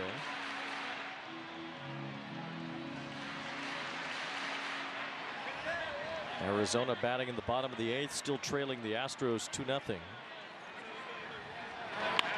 Shonowell with a check swing fly ball, but Butler catches up to it. And that ends the 8th. We go to the 9th in a 5-1 game.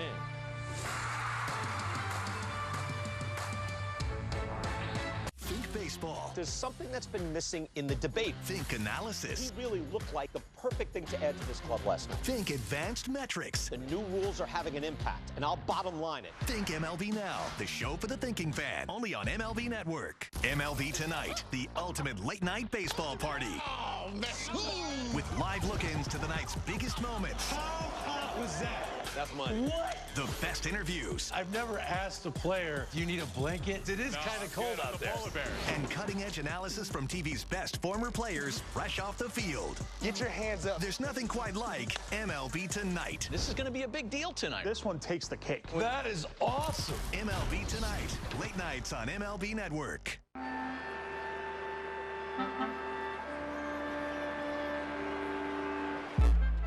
You wanted more speed? We've got you covered. More action? More runs? Oh, yeah. More leather? Coming right up. Pound for pound, this is the best baseball you've ever seen.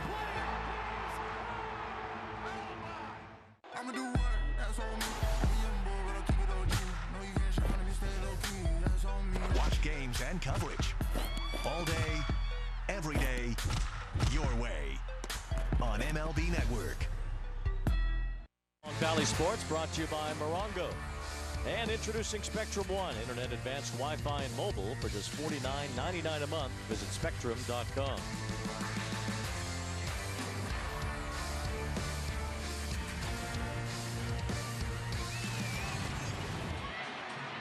Moniak with a 2-run homer tonight. His first career home run off a left-hander as the Angels put up 3 in the 4th, 2 in the 5th. They have cruised past the A's so far, behind some sterling pitching from both Chase Silseth and Davis Daniel. Daniel could get his first big league win here. On the top of the 9th inning, he is still out there, and there's nobody behind him in the bullpen. He's been very, very efficient. Silseth not qualifying for the win as he only went 4 innings. Daniel has gone 4 as well, but pitching in relief, there's less strictness in terms of being able to get the win. He's 48 pitches thrown so far. That's some paint. Fire and strikes just like that. 2/3 of his pitches have been strikes. Actually 3/4 of his pitches have been strikes. 1 ball, 2 strikes on Rooker. He was driven in the only Oakland run. He had an RBI double in the 3rd, giving the A's the lead at that point.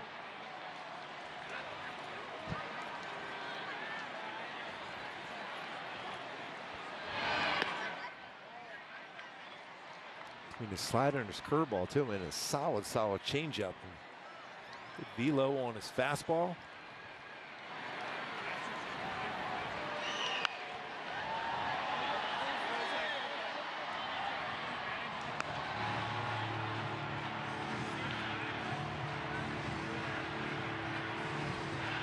Rooker, then Blade and Diaz due up. A's have not had a hit since Diaz led off the 4th inning with a single. Just 2 hits all night for Oakland.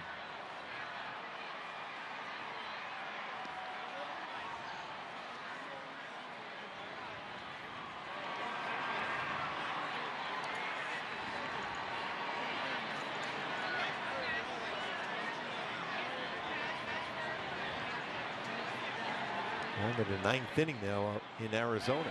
Swing and a miss, strike 3. Davis Daniel has his 2nd strikeout and the 1st out here in the top of the 9th. That's a real good curveball in that sequence. He uses fastball, uses slider, and then finishes off Rooker with his curveball. Nasty spin to it. It is a 12-6 break.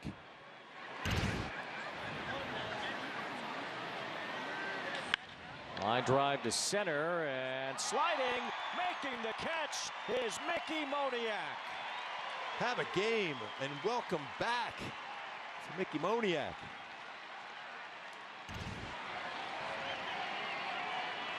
What a play that was. So, you know, I've robbed some home runs. I'm going to rob a line drive single here. 2 away here in the top of the 9th. Ball 1 to Aledmys Diaz. Davis Daniel in line for his first big league win. What a performance from the right-hander tonight. His 3rd big league appearance.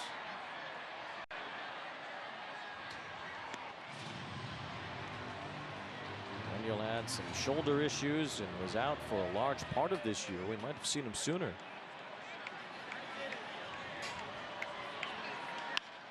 There's a base hit for Diaz, his 2nd tonight. Keeps the game going. Just the 3rd hit overall for Oakland, and the 1st off of Daniel in 4 2/3 innings.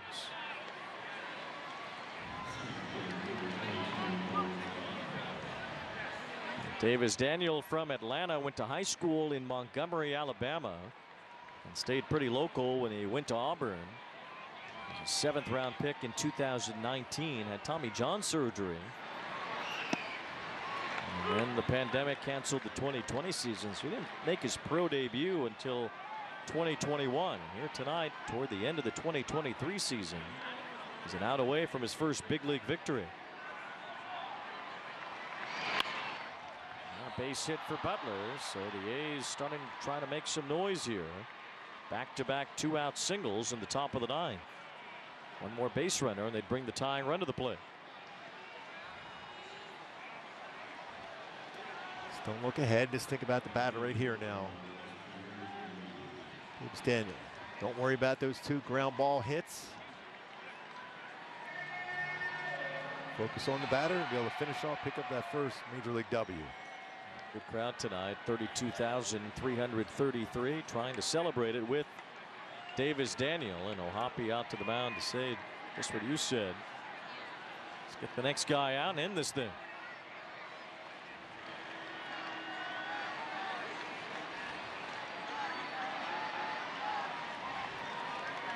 Angels looking to open this series with a win. They'll play tomorrow night at 6, Sunday at noon, and that'll be a wrap in the 2023 season. Davis Daniel trying to finish his with his first big league win. He gets a fly ball. Mickey Moniak is over. A big night for Moniak and a big night for Davis Daniel. Say goodnight to the A's. The Angels win 5-1. Daniel goes 5 scoreless for his first major league victory. Congratulations to Davis Daniel. That road to the show. Picks up the W. Mickey Moniak with the glove and the bat tonight. Welcome back from the IL. With Fletcher, as usual, base hit with runner in scoring position, and Shonowell extends that on-base streak to 28 games. Well played all the way around for the Halos tonight. Our Toyota player of the game is Mickey Moniak, his first big league homer off the lefty. Yeah, he is so fine tonight. Mickey Moniak did it all. Especially staying back in there, it had some patience to play. And really solid on that swing on a 3-1. Hit that one out, and that nice play there on that line drive to center field. The Angels with a 5-1 win to start this final series of the year. And Davis Daniel ends up getting his first big league win, so he'll get showered with all kinds of stuff coming up. And our Toyota player of the game, Mickey Moniak, standing by with Erica Weston. Guys, thanks very much, Mickey. It is so great to see you back out there. You did a little bit of everything tonight with the bat. Nice defense out there at the end as well. How much was it important for you to be able to get back out there and close out this weekend? Yeah, it was awesome. You know, toughness and time, obviously being away from the guys. You want to be out on the field each and every day. And, you know, it was definitely good to get back out there. You know, get my feet wet a little bit, you know, try to get some momentum going into the offseason and build, you know, for a big 2024. You missed about 2 weeks of time, but did you know that was your first career home run off of a lefty? I'm sure it was. No, but yeah. Yeah, home runs are home runs. We'll take them all. Any way you can get them, you'll take them, right? This lineup tonight, though, it was really a look at the future, the youth of this team, the whole lineup, all the kids, they showed out tonight. Does that make you excited for what's to come? Absolutely. You know, we know what we have in this clubhouse, and, you know, we got a lot of young talent and, you know, a lot of good veteran guys to lead us. And, you know, obviously this year didn't turn out how we wanted it to, but there's a lot to look forward to going into 2024, and, you know, we're really excited about it. Thanks for the time. Great to have you back. Thank you. Good to be back. All right, guys. Oh, it's so good to have Mickey back in there. Done so many special things this season, including that home run against a lefty. Have a safe play, Wayne. Hey, I'll see you Sunday. Yes. See you on Sunday. The final tonight as the Angels get the win to start this series against the A's. Halo will shine brightly once again tonight here at the Big A. From Mark Ubiza and Erica Weston, our entire crew, I'm Wayne Randazzo. We say goodnight from the Big A. Angels Live postgame is next. Enjoy retirement, Wayne.